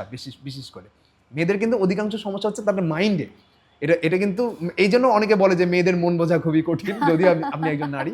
মেয়েদের অধিকাংশ সমস্যা হচ্ছে তারা একটা ইলিউশনের ভিতরে থাকে, তারা নিজে নিজে চিন্তা করে ফেলে এটা মনে হয় আমার জীবনের সমস্যা। আসলে ওটা সমস্যা না। একটা রিসার্চে দেখা গেছে যে 95% সমস্যা আমাদের আসলে মাইন্ডে তৈরি করে, ওটা সমস্যাই নয়। হ্যাঁ, 5% সমস্যা সত্যি হয়, কিন্তু 95% ক্ষেত্রে আমরা যেই জিনিসটা নিয়ে দুশ্চিন্তা করছি সেটা আসলে কখনো সত্যি হয় না। তো কিছু কিছু মেয়ে আবার বলবে তাহলে যে 5% সত্যি হয় ওটা নিয়ে তো টেনশন করবো। ওটা দরকার হয় না, ওটার চান্সেস খুবই কম। তো আমরা কি করব যে ছোটবেলা থেকে আমরা প্যারেন্টিং এ তাদেরকে কিছু হার্ড কথা বলা শুরু করতে হবে, তাদেরকে সেক্সুয়াল এডুকেশন দিতে হবে, তাদেরকে বোঝাতে হবে যে ভবিষ্যতে কেমন হতে পারে আপনার লাইফ, কেন আপনাকে ক্যাপাবল হতে হবে, কেন আপনাকে আর্নিং করতে হবে শুরু থেকে, কেন আপনার শুধু হাজব্যান্ডের উপরে ডিপেন্ড হওয়া যাবে না, এরকম বিভিন্ন ট্রেনিং দিতে হবে। কিন্তু হ্যাঁ, এমন না যে আপনাকে যারা পর্দা করতে পছন্দ করে তারা বাসায় থেকে কিভাবে ইনকাম করতে পারে, কিভাবে আয় করতে পারে, এটা আপনাকে ছোটবেলা থেকে আগে শেখাতে হবে। অর্থাৎ টাকা পয়সা ইনকামের নলেজ আপনাকে সবার শুরুতে দিতে হবে, শিক্ষা নলেজ আসবে তার পাশাপাশি। এই জিনিসটা আমরা ভুল করি, যার কারণে প্রত্যেকটা মেয়ে ডিপেন্ডেন্ট হয়ে যায় তার হাজব্যান্ডের উপরে। আমি বলছি না যে হাজব্যান্ডের উপর ডিপেন্ডেন্ট হওয়া খারাপ না, কিন্তু বেসিক কিছু আর্নিং করা প্রত্যেকটা মেয়েরই প্রয়োজন। মানে অর্থনৈতিক মুক্তি যেটা, হ্যাঁ, অর্থনৈতিক মুক্তি না আসলে ওই মেয়েটা কখনো ফ্রাস্ট্রেশন থেকে মুক্তি পাবে না। তার মানে এটা আবার অনেকে মনে করে যে মেয়েটা বেশি ইন্ডিপেন্ডেন্ট সে আবার হাজব্যান্ডের উপরে হচ্ছে কর্তৃত্ব খাটায়, ডমিনেট করবে। এটা সবসময় হয় না, এটা চয়েস করতে হবে তাকে। যেমন আমার ওয়াইফও তো আয় করে, আমার ওয়াইফও হচ্ছে রাজশাহীতে যে জিমগুলো আছে সেগুলো সে হ্যান্ডেল করে। আমার ওয়াইফ, আমি যেহেতু রাজশাহীতে বেশি থাকি, আমি ঢাকাতে কম থাকি, কারণ আমার ঢাকার লাইফ ভালো লাগে না, আমি বারবার যাওয়া আসা করি, কিন্তু আমার রাজশাহীতে ভালো লাগে। আমার জীবনের গোলই হচ্ছে যেটা করতে ভালো লাগে সেটা করা, মানে যেখানে আয় বেশি সেটা করা না, যেটা করতে সুখ অনুভব হয় সেটা করা। তো আমি রাজশাহীতে বেশি থাকি। তো রাজশাহীতে আমাদের 3টা ব্রাঞ্চ আছে, সেটা আমার ওয়াইফ এবং আমার আম্মাও আছে, আমার খালামণিও আছে, আমাদের পুরো ফ্যামিলি মিলেই ওরা হ্যান্ডেল করে। তো ওখান থেকে তাদের আয় হয়, তো তার সাথে তো আমার কোনো সমস্যা হয় না। আয় বেশি হওয়ার সাথে কারো সমস্যা হয় না। এরা হলো মেন্টালিটির ম্যাচ না হলে, বিয়ে করার আগে এই জন্য মেন্টালিটির ম্যাচিং করে বিয়ে করতে হবে। তো অনেকগুলো ফ্যাক্টর উপর ডিপেন্ড করে যে আপনি স্ট্রেসে থাকবেন কি থাকবেন। এই স্ট্রেসের কারণেই কিন্তু মেয়েরা বেশি ডায়াবেটিসে ঝুঁকছে, পিসিএস হচ্ছে, হরমোনাল ডিসফাংশন হচ্ছে, থাইরয়েড হচ্ছে, তারপরে হচ্ছে যে আরও যে হাইপারথাইরয়েড এটা হয়ে যাচ্ছে। সব কিছু স্ট্রেসের সাথে কানেক্টেড। অর্থাৎ স্ট্রেস ফ্রি লাইফ লিড করতে হবে। আর স্ট্রেস ফ্রি লাইফ লিড করতে হলে আপনাকে ছোটোবেলা থেকে মুভমেন্ট করতে হবে। যে বাচ্চাটা মুভমেন্ট করছে, ধরেন আমরা কি হয় যে 12-15 বছর বয়স হলে আমরা মেয়েদেরকে একদম হয় কোচিংয়ে যাই, স্কুলে যাই, কলেজে যাই, আর বাসায় আসে, সে মুভমেন্ট করার কোনো জায়গা পাচ্ছে না। তো আমরা এমন একটা তাদেরকে অপরচুনিটি, তাদেরকে ব্যবস্থা করে দিতে হবে, সে যেন গিয়ে এক্সারসাইজ করতে পারে বা মুভমেন্ট করতে পারে। সেটা বাসায় দিতে পারলে বাসায়, অথবা নিজের লোকালিটিতে কোনো জিমে দিতে পারলে কোনো জিমে। কিন্তু সেই জিমে দেখতে হবে, হ্যাঁ, আপনি যদি পর্দাশীল নারী হন, পর্দাশীল ব্যাকগ্রাউন্ড থেকে হন, যে আপনার পছন্দ করেন আপনার মেয়ে পর্দার ভিতরে চলবে, সেক্ষেত্রে আপনি দেখেন যে লেডিস সেকশন কোথায় আছে। এখন অসংখ্য প্রত্যেকটা এলাকায় লেডিস সেকশন আছে। আমার বলার মানে যেটা উদ্দেশ্য সেটা হচ্ছে কোনো একটা মুভমেন্ট করতে হবে সেই নারীটাকে, না করলে সে পিসিএসে আক্রান্ত হবে। কারণ কি, প্রত্যেকটা ছেলে এবং মেয়ে প্রসেস ফুড খায়, আর মেয়েদের ভিতরে প্রসেস ফুড খাওয়ার প্রবণতা বেশি ছেলেদের তুলনায়। কারণ কি, স্ট্রেস ইটিং। মেয়েরা স্ট্রেস বেশি নাই, যার কারণে মেয়েদেরকে প্রসেস ফুড বেশি খাওয়ার প্রয়োজন হয়। কারণ প্রসেস ফুড খেলে স্ট্রেস সাময়িক কমে যায়, কিন্তু আবার কিছুক্ষণ পর স্ট্রেস হবে, এটা সাময়িক কমে যায়, ড্রাগস নেওয়ার মতো। তো ওই মেয়েটা স্ট্রেস নিচ্ছে, আইসক্রিম খাচ্ছে, কোল্ড ড্রিঙ্কস খাচ্ছে, বিস্কিট খাচ্ছে, চিপস, চানাচুর, যা কিছু খাচ্ছে, বাসায়, কলেজে যাচ্ছে, কোচিংয়ে যাচ্ছে, স্কুলে যাচ্ছে, আবার বাসা আসছে, আর কোনো মুভমেন্ট হচ্ছে না। তো ওই মেয়েটা যখন 25-30 বছর বয়স হচ্ছে তখন পিসিএস ধরা পড়ছে। এটাই রিজন পিসিএস ধরা পড়ার। আজ থেকে জাস্ট 50 বছর আগে যান আপনি, কারো আপনি গণহারে পিসিএস দেখবেন না, কারোই ছিল না পিসিএস। রিজন হচ্ছে যে আমরা ঘাড়ে করে নারীরা হচ্ছে কলসি মাথায় করে নিয়ে পুকুরে যেত। এখনো তো আপনি যদি পাহাড়ে যান, আমাদের দেশে পাহাড়ি অঞ্চলে কারো পিসিএস নেই, নারীরা আছে। ও মাই গড, আমি তো যখন যাই আমার কাছে মনে হয় যে তারা যেই স্ট্রেংথ তাদের শারীরিক কাঠামো যেরকম এত সুন্দর, এত চমৎকার, তারা যেভাবে মাথায় ঝুড়িতে করে পেছনে পানিগুলো পাহাড়ের নিচ থেকে উপরে তাদের পাড়াতে নিয়ে যাচ্ছে, এটা আনবিলিভেবল। তাদের কিন্তু এই ধরনের রোগের ব্যাপারগুলো একদম, এবং তাদের স্কিনগুলো এত চমৎকার, এত সুন্দর, খুবই চমৎকার। স্কিন কেন চমৎকার? কোলাজেন খুব দ্রুত রাতে ঘুমিয়ে পড়ে। কোলাজেন কিন্তু আবার রাতে না ঠিকঠাক না ঘুমালে ধ্বংস হবে। প্রোটিন সমৃদ্ধ খাবার খাচ্ছে, ম্যাগনেসিয়াম খাচ্ছে, ভিটামিন ডি পাচ্ছে, রোদে কাজ করছে, মানে প্রকৃতিতে থাকছে, পাশাপাশি আবার ওই শরীরকে ইউজও করছে। যেমন দেখবেন বাচ্চাকে মাথার সাথে বেঁধে পেছনে চলে, কোন একটা কাজকে যদি আমরা প্রতিনিয়ত করতে থাকি, তার ওই কাজটা করার জন্য আমাদের পার্টিকুলার মাসলগুলো স্ট্রং হয়ে যায়। অর্থাৎ তাদের স্পাইনাল যে মাসল, ঘাড়ে যে মাসল, সেটা কিন্তু স্বাভাবিক মানুষের তুলনায় 2-3 গুণ শক্তিশালী। রিজন হচ্ছে প্রত্যেকদিন ইউজ করে। তো ওই শক্তিটা আপনি শহরে থেকেও পাবেন। মুভমেন্ট করতে হবে, ওই এক্সারসাইজগুলো করতে হবে, তারা যে লিফট করছে সেই লিফটটা আপনাকে করতে হবে, ভারটা উত্তোলন করতে হবে। ওটাই তো আমি বলছি, এটা আপনি জাস্ট কোন একটা গ্রামের কৃষকের কথা বলেন, কোন একটা পাহাড়ি অঞ্চলের মানুষের লাইফটা পর্যবেক্ষণ করেন এবং ওই লাইফে ওরা কি কি মুভমেন্ট করে ওগুলো আপনি জিমে গিয়ে করার চেষ্টা করেন, দেখবেন আপনি সুস্থ থাকবেন। জিমে গেলে একটা প্রফেশনাল ট্রেনার আপনাকে কিছু ইকুইপমেন্টে বুঝিয়ে দেবে, তখন ইজি, তখন আপনাকে রোদে পুড়তে হবে না, বৃষ্টিতে ভিজতে হবে না, আরো ইজি। আর ভাইয়া সেই ক্ষেত্রে মানে এটা তো ধরেন আমরা স্বাভাবিকভাবে আমাদের, তার মানে আমরা যদি বলি যে স্ট্রেস রিলিফের জন্য বলি বা যেটাই আমাদের শারীরিকভাবে সুস্থ থাকার জন্য নারীদের অবশ্যই হচ্ছে জিম বলি অথবা হাঁটা বলি, মানে কায়িক শ্রমের যে জায়গাটা সেটা খুব জরুরি। কিন্তু যখন প্রেগনেন্সি আসে, একটা হচ্ছে প্রেগনেন্সি আর একটা হচ্ছে আফটার চাইল্ড বার্থ, যেটাকে আমরা পোস্টপার্টাম বলি, এই দুটোর সময় আমাদের কি ধরনের এক্সারসাইজ করা উচিত বা এই ব্যাপারগুলোকে আপনি কিভাবে সাজেস্ট করেন? প্রেগনেন্সি যখনই আপনি জানতে পারলেন, যে অনেকে তো দেখবেন যে যদি আবারও 100 বছর আগের কথা চাই, কারণ বারবার বলি 100 বছর আগে অনেকে দেখবেন যে প্রেগনেন্ট হয়েছে মহিলা জানেই না, মানে যখন প্রথম তার একটা মাসের মাসিকটা মিস যায় তখন সে অনুমান করতে শুরু করে যে অনেক সময় হরমোনাল কারণে কিন্তু মাসিক মিস যায়। তো তখনও কিন্তু যেমন আমার মায়ের ক্ষেত্রে আমি যখন হয়েছিলাম তখন আমার আম্মা প্রথম 3 মাস বুঝতেই পারেনি যে আমি তার পেটে আছি, টেস্ট করেনি কোনো কারণে, বুঝতে পারিনি, বয়স কম ছিল, কারণ আমার আম্মার বিয়ে হয়েছিল মাত্র 12 বছর বয়সে, আমি আর আমার আম্মা 15 বছর বয়সে ছোট বড়। তো আমার আম্মার আসলে কি ওই জ্ঞানটাই ছিল না বা ওই বোধ শক্তিটাই ছিল না যে তার পেটে একটা সন্তান আছে, সে বুঝতে পারেনি। সে সব ধরনের মুভমেন্ট করেছে, সাঁতার কাটা থেকে শুরু করে খেলা, তখন তো ছোট ছিল। আমি শুনেছি যে নুনাবদন গ্রামে একটু খেলে বেশি মানুষজন, এটা শুনেছে যে দৌড়ে দৌড়ে হাডুডু খেলার মতো অনেকে, এরকম অন্যান্য মেয়েরা মিলে মাঠে খেলাধুলা করতো, লাফালাফি করতো, জাম্প করতো, সবই করেছে আমি পেটে থাকা অবস্থায়, জানতে পারিনি। এখন কি হয়, জানা মাত্র যেদিনই জানলো সেদিনই বেড রেস্ট, এটা সব থেকে বড় ভুল। বেড রেস্টে কে যাবে? যে অসুস্থ আগে থেকেই, সেই ব্যক্তি বেড রেস্টে যাবে। কখনো কোনো ডাক্তার কোনো একটা ইনজুরির জন্য যদি আপনাকে বেড রেস্ট দেয় তাহলে সেটা ভুল। 1 দিন 2 দিনের জন্য বা 1 সপ্তাহের জন্য বেড রেস্ট ঠিক আছে। ধরেন আপনি স্পাইনাল ইনজুরি হয়েছে, মেরুদণ্ডের ইনজুরি হয়েছে, সেক্ষেত্রে বেড রেস্ট ঠিক আছে। ধরেন আপনার হাঁটুর ইনজুরি হয়েছে, সেক্ষেত্রে বেড রেস্ট ঠিক নাই। সেক্ষেত্রে ওই হাঁটুতে আপনি কোনো একটা লাঠিতে ভর করে কোনো এক জায়গায় মেশিনে বসে আপনি এক্সারসাইজ করেন। অর্থাৎ যে অঙ্গটার আপনার ইনজুরি হয়েছে ওই অঙ্গ বাদে আপনি বাকি অঙ্গগুলোর মুভমেন্ট করেন, নাহলে আপনার বাকি অঙ্গগুলো উইক হয়ে যাবে। আমার ধরেন একটা হাত ভেঙে গেছে, আমি একটা হাতে ব্যান্ডেজ পরে বা সবকিছু লাগিয়ে আমি অন্য পায়ের ব্যায়াম করলাম, পেটের ব্যায়াম করলাম, কোমরের ব্যায়াম করলাম, মানে বেড রেস্টের কথা বলছি। বেড রেস্ট কখনো পুরো বডিকে যদি আপনি বেড রেস্ট দিয়ে দেন না, একটানা 21 দিনের বেশি যদি মানুষ কোনো মুভমেন্ট না করে তাহলে মাংসপেশি ক্ষয় হতে শুরু করে আস্তে আস্তে। তো আপনাকে একটা ডাক্তার যদি 15-20 দিনের জন্য বেড রেস্ট দেয় ঠিক আছে, কিন্তু যদি এর বেশি লং টার্ম বেড রেস্ট দেয় তার মানে ভুল। উনার ডেপথ নলেজ নাই, জাস্ট নিজের প্রফেশন রিলেটেড নলেজ আছে, আশেপাশের নলেজগুলো নাই যে আশেপাশে আর কি কি ঘটতে পারে। তার মাংসপেশি ক্ষয় হয়ে যাবে, তো তখন সে সুস্থ হয়ে যাবে, তার লাভ কি? তার মাংসপেশি যখন ক্ষয় হয়ে যাবে তখন সে বাথরুমে পড়ে আবার হাড় ভাঙবে। তার মানে তাকে আপনি ব্যবস্থা করে দিলেন বেড রেস্ট দিয়ে যে তোমার কিছুদিন পর তুমি সুস্থ হয়ে যাবা, হাতটা ঠিক হয়ে যাবে, তারপরে তুমি যখন বাথরুমে যাবা পড়ে যে হাড় ভেঙে যাবে বা কোমর ভেঙে যাবে তারপর আবার আসো। এটাই এইভাবে চলছে সব। আমাদের কয়েকটা জিনিস ব্যাপ্তি বিচার করতে হবে যে তার কি কি হতে পারে এই জিনিসটার ফলে। তো আমরা যখন বেড রেস্ট যাবো, যে অঙ্গটা আমাদের ইনজুর্ড হয়েছে ওই অঙ্গটা বাদে আমরা বাকি অঙ্গগুলো মুভমেন্ট করবো, নাহলে কিন্তু আমাদের মাসল লস হবে, এটা মাথায় রাখতে হবে। এখন ওই নাইটার কথা বলি, যে নাইটা ধরেন যে দেখবেন আপনি যদি ইউএসএতে যান, অলিম্পিক্সে আপনার ম্যারাথনে পার্টিসিপেট করেছে প্রেগনেন্ট মহিলা, 9 মাসের প্রেগনেন্ট, এত বড় পেট নিয়ে সে ম্যারাথনে পার্টিসিপেট করেছে। এটা কে করতে পারবে? যার অভ্যাস আছে আগে থেকে। মানে আমার আম্মা কেন পেরেছিল? কারণ সে ওই খেলাধুলা করতোই তখন। যেহেতু এখন অধিকাংশ নারী 30 বছর বয়সে প্রেগনেন্ট হচ্ছে এবং সে 15 বছর বয়স থেকে কোনো মুভমেন্ট করে না, ওই বাসায় থাকে, কোচিংয়ে যায়, কলেজে যায়, কোনো এক্সারসাইজ করে না, সেই নারীটাকে বেড রেস্ট না দিয়ে আপনি হাঁটাহাঁটি দেন, পুরোপুরি বিছানায় শুয়ে দিবেন না, তাকে হাঁটাহাঁটি দেন এবং শুরু থেকে স্কোয়াট মুভমেন্টটা করতে হবে। স্কোয়াটটা শুরু করতে, তবে ঝুঁকে কোনো জিনিস তুলবেন না, নিচ থেকে তুলে যেমন ডেড লিফট করে না, এটা শুরুর দিকে প্রথম 3 মাস একটু ইয়ে থাকে, এই জিনিসটা করবে না। এটা কে করতে পারবে? যে ব্যক্তিটা আগে থেকে ডেড লিফট করে অভ্যস্ত।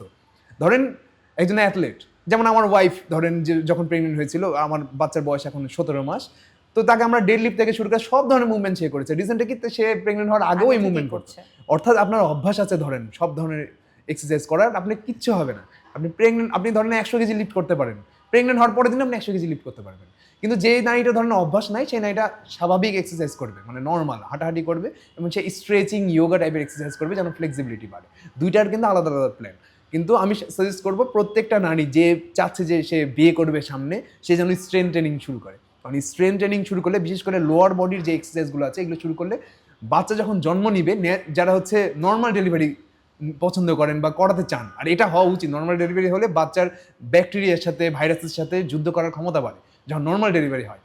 আপনার হচ্ছে ডেলিভারিতে কিন্তু এটা হয় না, কারণ সে তো ইনটেক্ট অবস্থা, সিজারে কিন্তু সি সেকশন এটা সে হয় না। সে ইনটেক্ট বেরিয়ে যাচ্ছে, কিন্তু যখন সে নর্মাল ডেলিভারি হচ্ছে তখন সে ওই ব্যাকটেরিয়া ভাইরাসের ভিতর দিয়ে বের হচ্ছে, যার কারণে সেটা যখন জন্ম নিচ্ছে তার ভিতরে ক্যাপাবিলিটি বেশি থাকে সার্ভাইভ করার। তো এই কারণে আগের যুগে বাচ্চারা ওই নোংরাতে জন্ম নিল বা ওরকম পরিষ্কার জায়গাটা না হলেও, যেমন আমি আগের মানে অনেক আগে যখন আমরা জঙ্গলে থাকতাম তখনকার যুগে বলছি, বানরের ভিতরে দেখবেন, অন্যান্য প্রত্যেকটা পশু প্রাণীর ভিতরে দেখবেন ময়লার ভিতরে জন্ম নিচ্ছে এবং সে সুস্থভাবেই বড় হচ্ছে। ওটা মানুষের ক্যাপাবিলিটিও ছিল। যদি 5,000 বছর আগেও যান, বালুতে জন্ম নিবে, কোনো মাটিতে জন্ম নিবে, ঘাসে জন্ম নিবে, তাও ওই বাচ্চাটা ভালো মতো বেড়ে উঠবে। ওটা যেহেতু এখন আমরা আর ওই যুগে থাকি না, এখন আমরা পরিষ্কার পরিচ্ছন্ন জায়গায় থাকি, এখন আবার ওইরকম করতে গেলে আবার কি হবে যে অ্যালার্জি হয়ে যাবে, ওটা আবার করেন না। আমি এটা বলছি একটা, যে আপনি তাহলে কি করবেন, যে মুভমেন্ট করেন, এক্সারসাইজ করেন।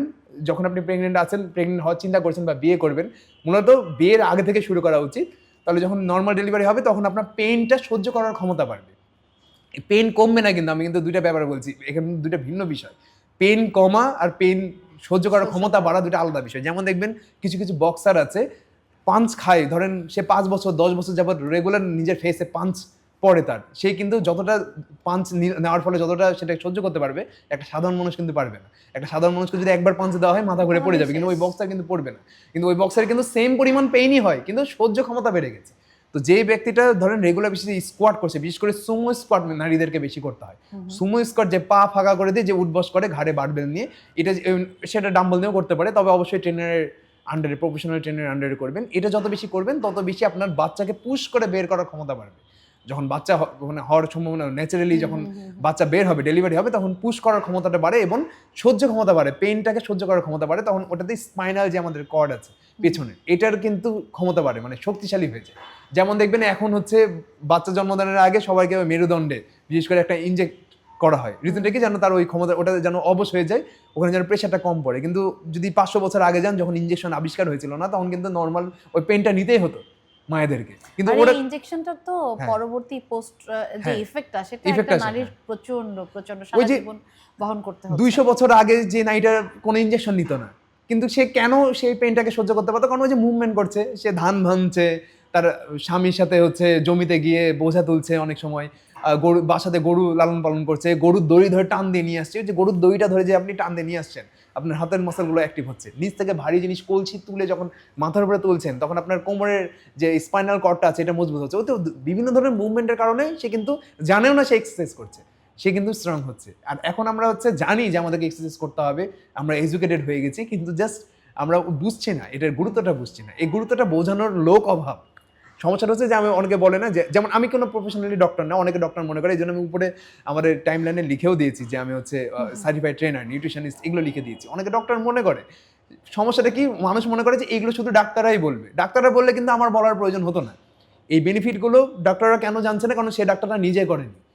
কিছু কিছু ডাক্তার আছে, কিন্তু আমি কিন্তু এরকম বহু ডাক্তার পরিচিত আছে আমার, যারা আমার সাথে খুব ভালো সম্পর্ক, এটা কিন্তু সবাই জানে এই বেনিফিটগুলো। কিন্তু হ্যাঁ, অনেকে ধরেন সোশ্যাল মিডিয়াতে সামনে এসে কথা বলতে পছন্দ করে না। নলেজেবল পারসন অনেকে আছে, পছন্দ করে না, চায় না নিজের ফেস দেখাবো কেন, অনেকের এটা লাইফের গোলও না, এটা স্বাভাবিক বিষয়। কিন্তু এরকম নলেজেবল ডাক্তাররা কিন্তু তাদের যারা রোগী, যারা তাদের কাছে যায়, তাদেরকে কিন্তু অফ ক্যামেরা সাজেস্ট করে, অন ক্যামেরা করে না।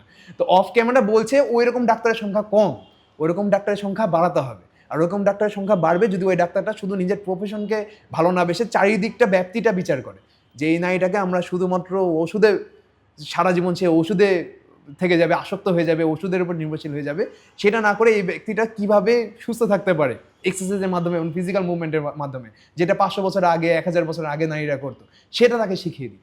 ওই শেখানো, ওই জিনিসটা বলার লোক যত আস্তে আস্তে গ্রো হবে, তত দেখবেন যে ওষুধের পরিমাণ কমে যাচ্ছে আস্তে আস্তে। আর সেক্ষেত্রে after child birth, I mean postpartum যেটা, তখন নারীরা সাধারণত এক্সারসাইজ করতে আসলে কোন ভুলটা বা কোন মিস্টেকটা তাদের বেশি হয়, বা ওই সময় কোন ব্যাপারগুলো নিয়ে বেশি সচেতন থাকা উচিত? কারণ সবাই তো আসলে নর্মাল ডেলিভারিতে যায় না, অনেকে সি সেকশনে যাচ্ছে। সি সেকশনে গেলে তো একটা সেলাই থাকে, একটা মানে তখন শরীর আলাদা আলাদা একটা গঠন, একটা চেঞ্জ আসতে থাকে। তখন আসলে কোন ব্যাপারটাতে বেশি কেয়ারফুল হওয়া উচিত বলে আপনি মনে করেন? আচ্ছা দেখেন, প্রথমে বলি যে নর্মাল ডেলিভারি হলে পরের দিন এক্সারসাইজ করা যাবে। আপার বডির করলেন, লোয়ার বডির এক্সারসাইজ ধরেন আগামী 1 মাস করলেন না আপনি, কথার কথা, কিন্তু আপার বডি আপনি করতে পারবেন নর্মাল। যাদের অভ্যাস আছে, যারা অভ্যাস নেই তারা স্বাভাবিকভাবে যাবেন না, এটা তো খুব ব্যাপার। স্বাভাবিক। যারা অভ্যাস আছে সে পরের দিনই করতে পারে। যাদের সি সেকশন হয়েছে তাদের দেখবেন যে ঘা শুকানোর প্রথমত 1 মাস আপনি কোনো মুভমেন্টই করবেন না, মানে নর্মাল হাঁটাফেরা চলাফেরা করবেন, তাও আস্তে আস্তে স্লোলি, কারণ যত শেক হবে তত ওই ঘাটা শুকাতে দেরি হবে। তারপরে ওই সময় একটু ভিটামিন সি টাইপের খাবারগুলো বেশি খেতে হবে, যেটা ডাক্তার সাজেস্ট করে, এটা প্রত্যেকেই করে। এক্সারসাইজের কথাগুলো বলি, ওই সময় যেটা করবেন যে আপনার 1 মাস চলে যাওয়ার পর আপনি যেটা চেষ্টা করবেন সেটা হচ্ছে আপনি জিমে গিয়ে যদি বাসায় এক্সারসাইজ করেন, বাসায় এক্সারসাইজ করলে আপনি আপার বডি স্বাভাবিকভাবে রেজিস্ট্যান্স ব্যান্ড পাওয়া যায় দেখবেন, কিছু রাবার ব্যান্ড। ওই রাবার ব্যান্ড নিয়ে আপনি এক জায়গায় বসলেন, পায়ের নিচে রাবার ব্যান্ডটা লাগিয়ে দিয়ে আপনি এই যে শোল্ডার এক্সারসাইজ করলেন, সামনে কিছু আর্মসে এক্সারসাইজ করলেন, সামনে একজনকে রাবার ব্যান্ডটা ধরতে বললেন, এভাবে টেনে টেনে এক্সারসাইজ করলেন, মানে মূলত আপনার মাসলগুলোকে ইউজ করবেন। কারণ মাসল, আপনি যেহেতু প্রেগনেন্ট হয়েছিলেন, মাঝখান দিয়ে অনেকদিন এক্সারসাইজ করেননি, অনেকদিন মুভমেন্ট করেননি, আপনি যদি মুভমেন্ট একদমই বন্ধ করে দেন তাহলে কিন্তু মাসল লস হবে। তো বেসিক কিছু রাবার ব্যান্ড দিয়ে আপনি মুভমেন্টগুলো বাড়াবেন। যদি জিমে যান তাহলে কি করবেন, সবার প্রথমে যে লেগ প্রেস ইউজ করবেন না, লেগ প্রেসটা ইউজ করবেন না। লেগ প্রেস ইউজ করলে পেটের ওই শিলাইতে বেশি বেশি প্রেসার পড়বে। স্কোয়াট করবেন না, মানে যেটাতে অ্যাবডোমেনে বেশি প্রেসার পড়ে সেটা করবেন না। কি করবেন, লেগের তো পাওয়ার দরকার, লেগ এক্সটেনশন করবেন। আবার লেগ কার্ল একটা আছে উল্টা হয়ে শুয়ে যেটা করে, ওটা করবেন না।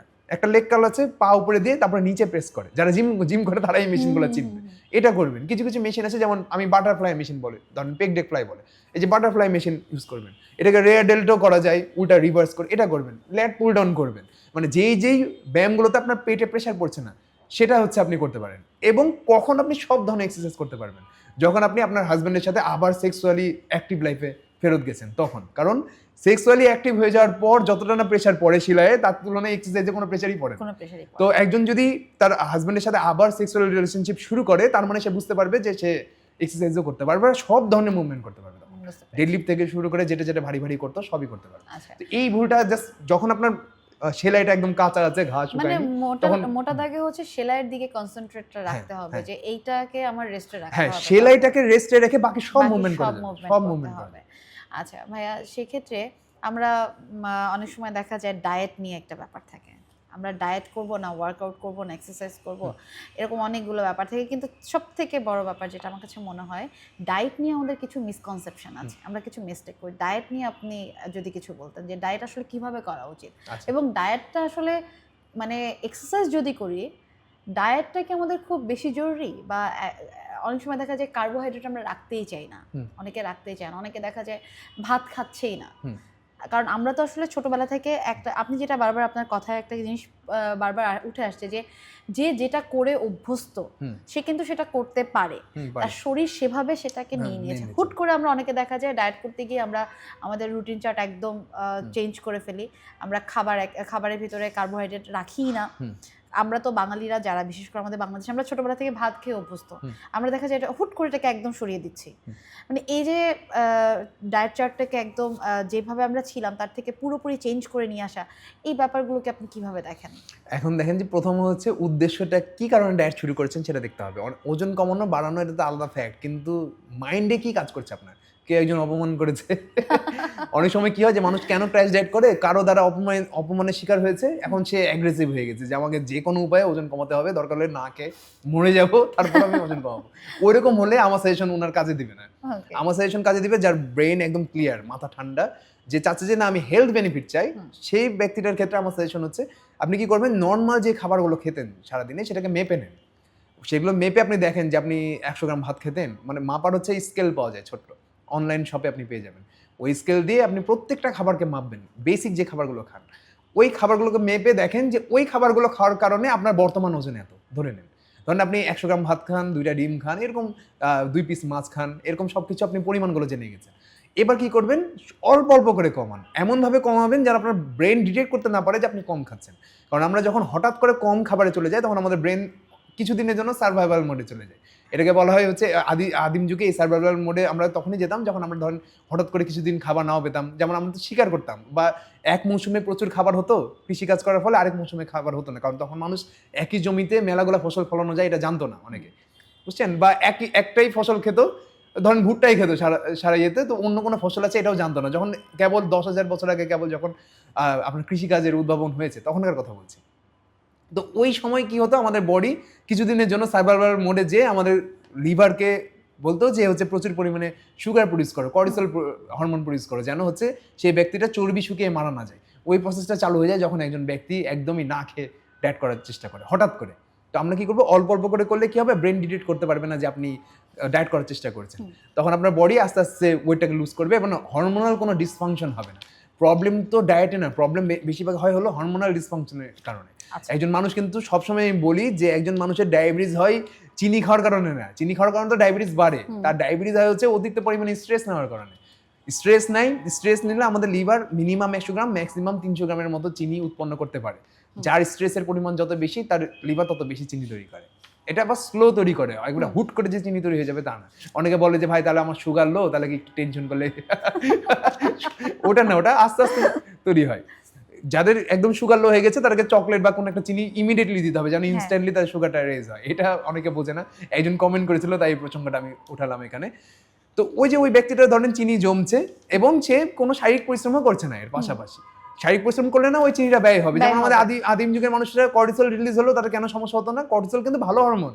ভালো মানে কি, স্ট্রেস যদি না হয় তাহলে তো আপনি ট্রেন লাইনের উপরে দাঁড়িয়ে বলবেন যে ট্রেন আসুক, মরে গেলে মরে গেলাম। স্ট্রেস মানে তো আমরা বিপদ থেকে নিজেকে রক্ষা করার চেষ্টা করছি, কিন্তু বিপদ থেকে রক্ষা করার চেষ্টা আমরা কোনো অ্যাকশনও নিচ্ছি না, আমরা খালি মাইন্ডে স্ট্রেস নিয়ে রেখেছি আর হচ্ছে কোনো ফিজিক্যাল পরিশ্রম করছি না। আগেকার যুগে তো বিপদ থেকে রক্ষা পাওয়ার উপায় কি, যে দৌড়ে পালাও বা কোনো একটা মুভমেন্ট করো, কোনো একটা শারীরিক পরিশ্রম করো। তো ওর কারণে আমাদের চিনি ব্যাপার হয়ে যেত, যেটা এখন হচ্ছে না, যার কারণে আমাদের বডি আস্তে আস্তে ইনসুলিন রেজিস্ট্যান্স হয়ে যাচ্ছে। তো এই যে স্ট্রেসটা সে ম্যানেজ করা বুঝলো, তাকে যেমন আমরা কিছুক্ষণ আগে আলোচনা করছিলাম যে একটা নারীর ক্ষেত্রে বিশেষ করে তাকে ইমপ্যাথেটিক হতে হবে এবং বাবা মাকেও তাকে ছোটবেলা থেকে এটা শেখাতে হবে যে অপর একজন কিভাবে চিন্তা করছে বা কিভাবে নিতে পারে তোমার কথা, তুমি সেভাবে কথা বলবে। এটা ট্রেনিং দিতে হবে ছোটবেলা থেকে, মানে নিজের মনের কথা আমি বলবো কিন্তু অপর একজনকে কষ্ট না দিয়ে। তাহলে কি হবে, অপর ব্যক্তিটার উপর স্ট্রেস কম যাবে, আপনার উপরে কম আসবে এবং অপর ব্যক্তিটার থেকেও আপনি রেসপেক্ট পাবেন। সাধারণত যখন আমরা সামনের মানুষের কাছ থেকে রেসপেক্ট পাই তখন কিন্তু আমরা স্ট্রেস ফ্রি থাকি। আমাদের কাছে কখন দুনিয়াকে খারাপ মনে হয়, যখন মনে হয় যে পুরো দুনিয়া আমাকে বুঝছে না। পুরো দুনিয়াকে আপনাকে বুঝছে না কারণ আপনিও ওই ব্যক্তিটার সাথে সেম রিঅ্যাক্টই করেছেন, সেম ব্যবহারই করেছেন। তো আমাদের যদি ছোটবেলা থেকে ইমপ্যাথেটিক হয়ে যায়, এটা চিন্তা করি যে না আমি এমনভাবে কথা বলবো যেন অপর একজন অপছন্দ না করে, মানে পছন্দ নাও করতে পারে কিন্তু যেন আমাকে খারাপ মনে না করে, মনের কষ্ট না পায়। যেমন কারো দোষ ধরিয়ে দেওয়া, কারো দোষ ধরিয়ে দিতে হলে তাকে এটা বলা যে কিভাবে ইমপ্রুভ করা যায়, শুধু এটা বলা না যে তোমার তো এটা খারাপ, তোমার তো ওটা খারাপ। তাকে এটা বলা যে তোমার হচ্ছে এটা খারাপ, এটাকে এইভাবে তুমি ইমপ্রুভ করতে পারো। তখন কি হবে, ওই ব্যক্তিটা কিন্তু সেম কথাটাকে ভালো মতো নিবে। এই ট্রেনিংটা আমাদেরকে ছোটবেলা থেকেই, ওই যে যেমন অনেক সময় বলা হয় যে ক্লাস 1, 2, 3 পর্যন্ত পড়াশোনা না শিখিয়ে কথা বলা শেখানো উচিত। আচার ব্যবহার কিভাবে করতে হয়, কিভাবে আরেকজনের সাথে মিট করতে হয়, কিভাবে বেসিক নলেজ থাকতে হয় যে ময়লা এখানে ছিটাবো না, ওখানে করবো না, নিজের বাসা সবকিছু গুছিয়ে রাখবো। যেমন গুছিয়ে জিনিসপত্র গোছালেও কিন্তু স্ট্রেস কমে। যেমন অনেক নারীদের ক্ষেত্রে বারবার আমি স্ট্রেসে কেন আসছি, যে ডায়েটটা স্ট্রেসে থাকলে সেই ব্যক্তিটা ডায়েট করেও রেজাল্ট পাবে না। এই জন্য আমি স্ট্রেসের কথা বারবার বলছি। আমার তো অনেকে বলে যে ভাই আপনি তো নিউট্রিশনিস্টের, তারপরে হচ্ছে যারা ফিটনেস ট্রেনার আছে তো ভাত মেরে দিচ্ছেন। রিজনটা হচ্ছে এটাই সত্যি। এই ব্যক্তিটা যদি না ঘুমায়, ধরেন একটা ব্যক্তি যদি সারা রাত যাবত না ঘুমায়, ঠিকঠাক মতো না ঘুমায়, তাহলে তার এত বেশি কর্টিসল তৈরি হবে যে সে পরের দিন যখন এক্সারসাইজ করবে তখন তার ইনজুরি হওয়ার চান্স বাড়বে, অথবা তার লিভার আপনা আপনি চিনি তৈরি করবে, যার কারণে সে ডায়েট করছে তারপরেও রেজাল্ট পাবে না। অধিকাংশ দেখবেন যাদেরই ডায়েটের রেজাল্ট আসে না তাদের কারণ হচ্ছে হরমোনাল ডিসফাংশন। তার হরমোন মানে উল্টাপাল্টা ভাবে কাজ করছে। এটাকে ঠিক করতে হলে প্রথম শর্তে হচ্ছে স্ট্রেস ফ্রি লাইফ লিড করতে হবে। অর্থাৎ প্রথমে বর্তমানকে জাজ করে নিতে হবে যে আমার বর্তমান এমন এবং এই বর্তমানটার জন্য আমি নিজে দায়ী, এটাকে অ্যাকসেপ্ট করতে হবে এবং এই বর্তমানকে আমি ইমপ্রুভ করতে পারবো নিজের ভিতরে ইমপ্রুভমেন্ট এনে, তাহলে দেখবেন আপনার স্ট্রেস কমে গেল। যেটা হচ্ছে নারীদেরও এইভাবে ভাবা উচিত, এটা পুরুষ হলেও এইভাবে ভাবা উচিত। তাহলে আপনারা দেখবেন যে সব কিছু ভালো লাগছে, প্রত্যেকটা কাজে আপনি রেজাল্ট পাচ্ছেন। আমি বললাম না যে ছোটবেলা থেকে আমি যা কাজ করেছি সব কিছু আমার সাথে পজিটিভ ঘটেছে, কারণ আমি স্ট্রেস নিতাম না কোনো কিছুতে, যার কারণে আমার কাছে সব কিছু আমার আশেপাশে বন্ধু বান্ধব থেকে শুরু করে আত্মীয় স্বজন থেকে শুরু করে সবাই কাছে আমার কাছে সাপোর্টিভ মনে হয়েছে। এবং আমি ইম্প্যাথেটিকও ছিলাম। যেমন আমি আমার বাবা মায়ের কন্ডিশনটাও বুঝেছি। যেমন আমার বাবা মা শুরুতে সাপোর্ট করেনি, রিজনটা হচ্ছে যে কোনো বাবা মা এটা চাইবে না যে তার ছেলে মেয়ে এমন একটা জিনিস যে টাকা নষ্ট করুক যেটা তার ফিউচার নষ্ট করে। কারণ তখন আমি অলরেডি বিবিএর স্টুডেন্ট ছিলাম, ফিউচার প্ল্যান ছিল চার্টার্ড অ্যাকাউন্টেন্ট হব। তো ওই জায়গা থেকে ঘুরে এখানে চলে আসছে, যে স্বাভাবিকভাবে যে কেউ নিতে পারে একদম 36 ডিগ্রি মানে 360 ডিগ্রি অ্যাঙ্গেলে আপনি রিভার্স করেছেন। অন্যদিকে রিজনটা কি, প্যাশন খুঁজে পেয়েছিলাম। এই কারণে আমি বলি যে ছোটবেলায় কারো লাইফের গোল থাকতে হয় না যে আমি বড় হয়ে ডক্টর হব, ইঞ্জিনিয়ার হবে, এই হবো এই হবো, ওটা গোল থাকতে হয় না। বাবা মায়ের উচিত যে তাকে বোঝানো যে এই প্রফেশনে গেলে তুমি এটা করতে পারবে। একটা মানুষ প্রফেশন প্যাশন খুঁজে পায় বড় হওয়ার পর, বিশেষ করে ইন্টারমিডিয়েট পাস করার পর তার প্যাশনটা সে খুঁজে পায়। তো ততদিন পর্যন্ত তাকে লেখা দরকার নাই, ওই যখনই লিখতে রচনা আসবে লিখার Aim যে your life. Your aim in life, তারপর গোল ইন লাইফ লিখবেন যে আমার গোল ইন লাইফ হচ্ছে সুখী থাকা, এমন একটা কাজ করবো যেটা সুখী থাকবে। এখনো এইম ইন লাইফ আমার সেট করিনি, আর করা উচিত না। ছোট বাচ্চার এইম ইন লাইফ সেট করা উচিত না। আর আমি আমার বাচ্চাকে ওইরকম একটা রচনাও লিখে দিব, যেন সেই স্কুলে ওইরকম একটা রচনা লিখে যেন ম্যাডাম বা স্যার যে তার রচনাটা পড়বে সে বোঝে যে এই বাচ্চাটা এত অল্প বয়সে বুঝে গেছে যে ছোট বাচ্চার লাইফের গোল থাকতে হয় না। কারণ ছোট বাচ্চার লাইফে কি করে গোল সেট করবো তো জানেই না কিছু। জানি না কিছু। ও লাইফের গোল সেট করা মানে হলো ও বেঁধে গেল কোনো একটা জায়গায়, পরবর্তীতে আফসোস করবে। যেটা যেমন আমার ক্ষেত্রে আমি আফসোস করিনি, কিন্তু আমার মতো তো সৌভাগ্য সবার হয়নি। Right. এর হচ্ছে ব্যাপার। তো এইবার আমরা যখন ডায়েটে আসলাম, এবার ডায়েটের কথা বলি, সেটা হচ্ছে আমরা কার্বোহাইড্রেটকে পুরোপুরি বাদ দিব না। আমরা কি করব, সিম্পল কার্বোহাইড্রেট লিখে সার্চ করবো, দেখবেন সাদা চালের ভাত, সাদা আটার রুটি, বিস্কিট, চানাচুর, চিপস, এগুলো সব কিছু সিম্পল কার্বোহাইড্রেট। এগুলোকে বাদ দিয়ে আমরা কমপ্লেক্স ঢুকাবো, যেমন ভুট্টা, লাল চালের ভাত, পাস্তা। যদি সেটা সামান্য তেলে রান্না করা হয়, অতিরিক্ত ভাজা না হয়, তাহলে সেটাও কমপ্লেক্স কার্বোহাইড্রেট হিসেবে কাজ করবে। এইগুলো খাবো আমরা। ওটস, এগুলো হচ্ছে কমপ্লেক্স কার্বোহাইড্রেট। ওই কার্বোহাইড্রেটগুলোকে আমরা রিপ্লেস করবো কমপ্লেক্স দিয়ে। তাহলে আমার কি হবে, অতিরিক্ত ফ্যাট গেনটা সহজে হবে না বডিতে। পাশাপাশি আমরা প্রোটিনের অ্যামাউন্টটা বাড়াবো। আমি শুরুতেই বলছিলাম যে যদি আপনি ওজন কমাতে চান, পাশাপাশি লিন শক্তিশালী বডিও চান, যে ওজন কমাতে গিয়ে তো অনেকে দুর্বল হয়ে যায়, হাঁটু কোমর সব ব্যথা করে, ওটা যদি চান তাহলে আপনাকে প্রতি 1 কেজি ওজনের বিপরীতে প্রায় 2.5 গ্রাম প্রোটিন খাওয়া লাগবে, মিনিমাম 2 গ্রাম। কেন? কারণ প্রোটিনের থার্মিক ইফেক্ট অফ ফুড নামে একটা কনসেপ্ট আছে। এটা হচ্ছে যে কোনো একটা খাবার খাওয়ার ফলে আমাদের লিভার কত বা কিডনি কত পরিমাণে ক্যালোরি খরচ করছে সেটাকে প্রসেস করার জন্য। তো প্রোটিনে 1 গ্রাম প্রোটিনে 4 ক্যালোরি থাকে। ওই 1 গ্রাম প্রোটিনকে হজম করতে আমাদের বডি আপনি 2 গ্রাম ক্যালোরি খরচ করে ফেলে। তো যে ব্যক্তিটা প্রোটিন বেশি পরিমাণে খাবে, সেই ব্যক্তিটার ধরেন যে কার্বোহাইড্রেটের চাহিদা কমে যাবে, ফ্যাটের চাহিদাটা কমে যাবে, তখন আর ওই ব্যক্তিটার আবার বডি আপনি ক্যালোরি বার্ন করবে। যার কারণে প্রোটিন বেশি খেতে বলা হয় যারা হচ্ছে ওজন কমাতে চায়। যত আপনি বাংলাদেশি ডায়েট শুনলে হবে না, আপনি একটু রিসার্চ করবেন, বা কোনো বিদেশি যারা পিএইচডি ডক্টরেট আছে, তাদের নিউট্রিশনিস্ট আছে, তাদের রিসার্চ দেখবেন, বা তাদের হচ্ছে গাইডলাইনগুলো ফলো করবেন, তাদের দেখবেন রিসার্চ পেপারও পাবলিশ করে অনেক, ওগুলো দেখবেন। ওখানে দেখবেন যে লেখা আছে যে প্রোটিনের থার্মিক ইফেক্ট অফ ফুড কীভাবে বডিতে কাজ করে। কোনো বাংলাদেশিকে বলে সে আপনাকে নর্মালি 2 পিস মাছ দিবে, একটু ভাত কমিয়ে দিবে, একদম সব কিছু কমিয়ে দিবে, দিয়ে কোলাজেন ধ্বংস করে ফেলবে আপনার। সব কিছু বুঝতে হবে আপনাকে। স্কিন স্পেশালিস্টরা কোলাজেনটা ভালো বোঝে। মানে আপনার প্রত্যেকটা টপিকের আলাদা আলাদা নলেজ থাকা লাগবে। যেমন স্কিন ভালোভাবে কিভাবে রাখা যায় সেই রিলেটেড কোর্সও কিন্তু করেছিলাম আমি।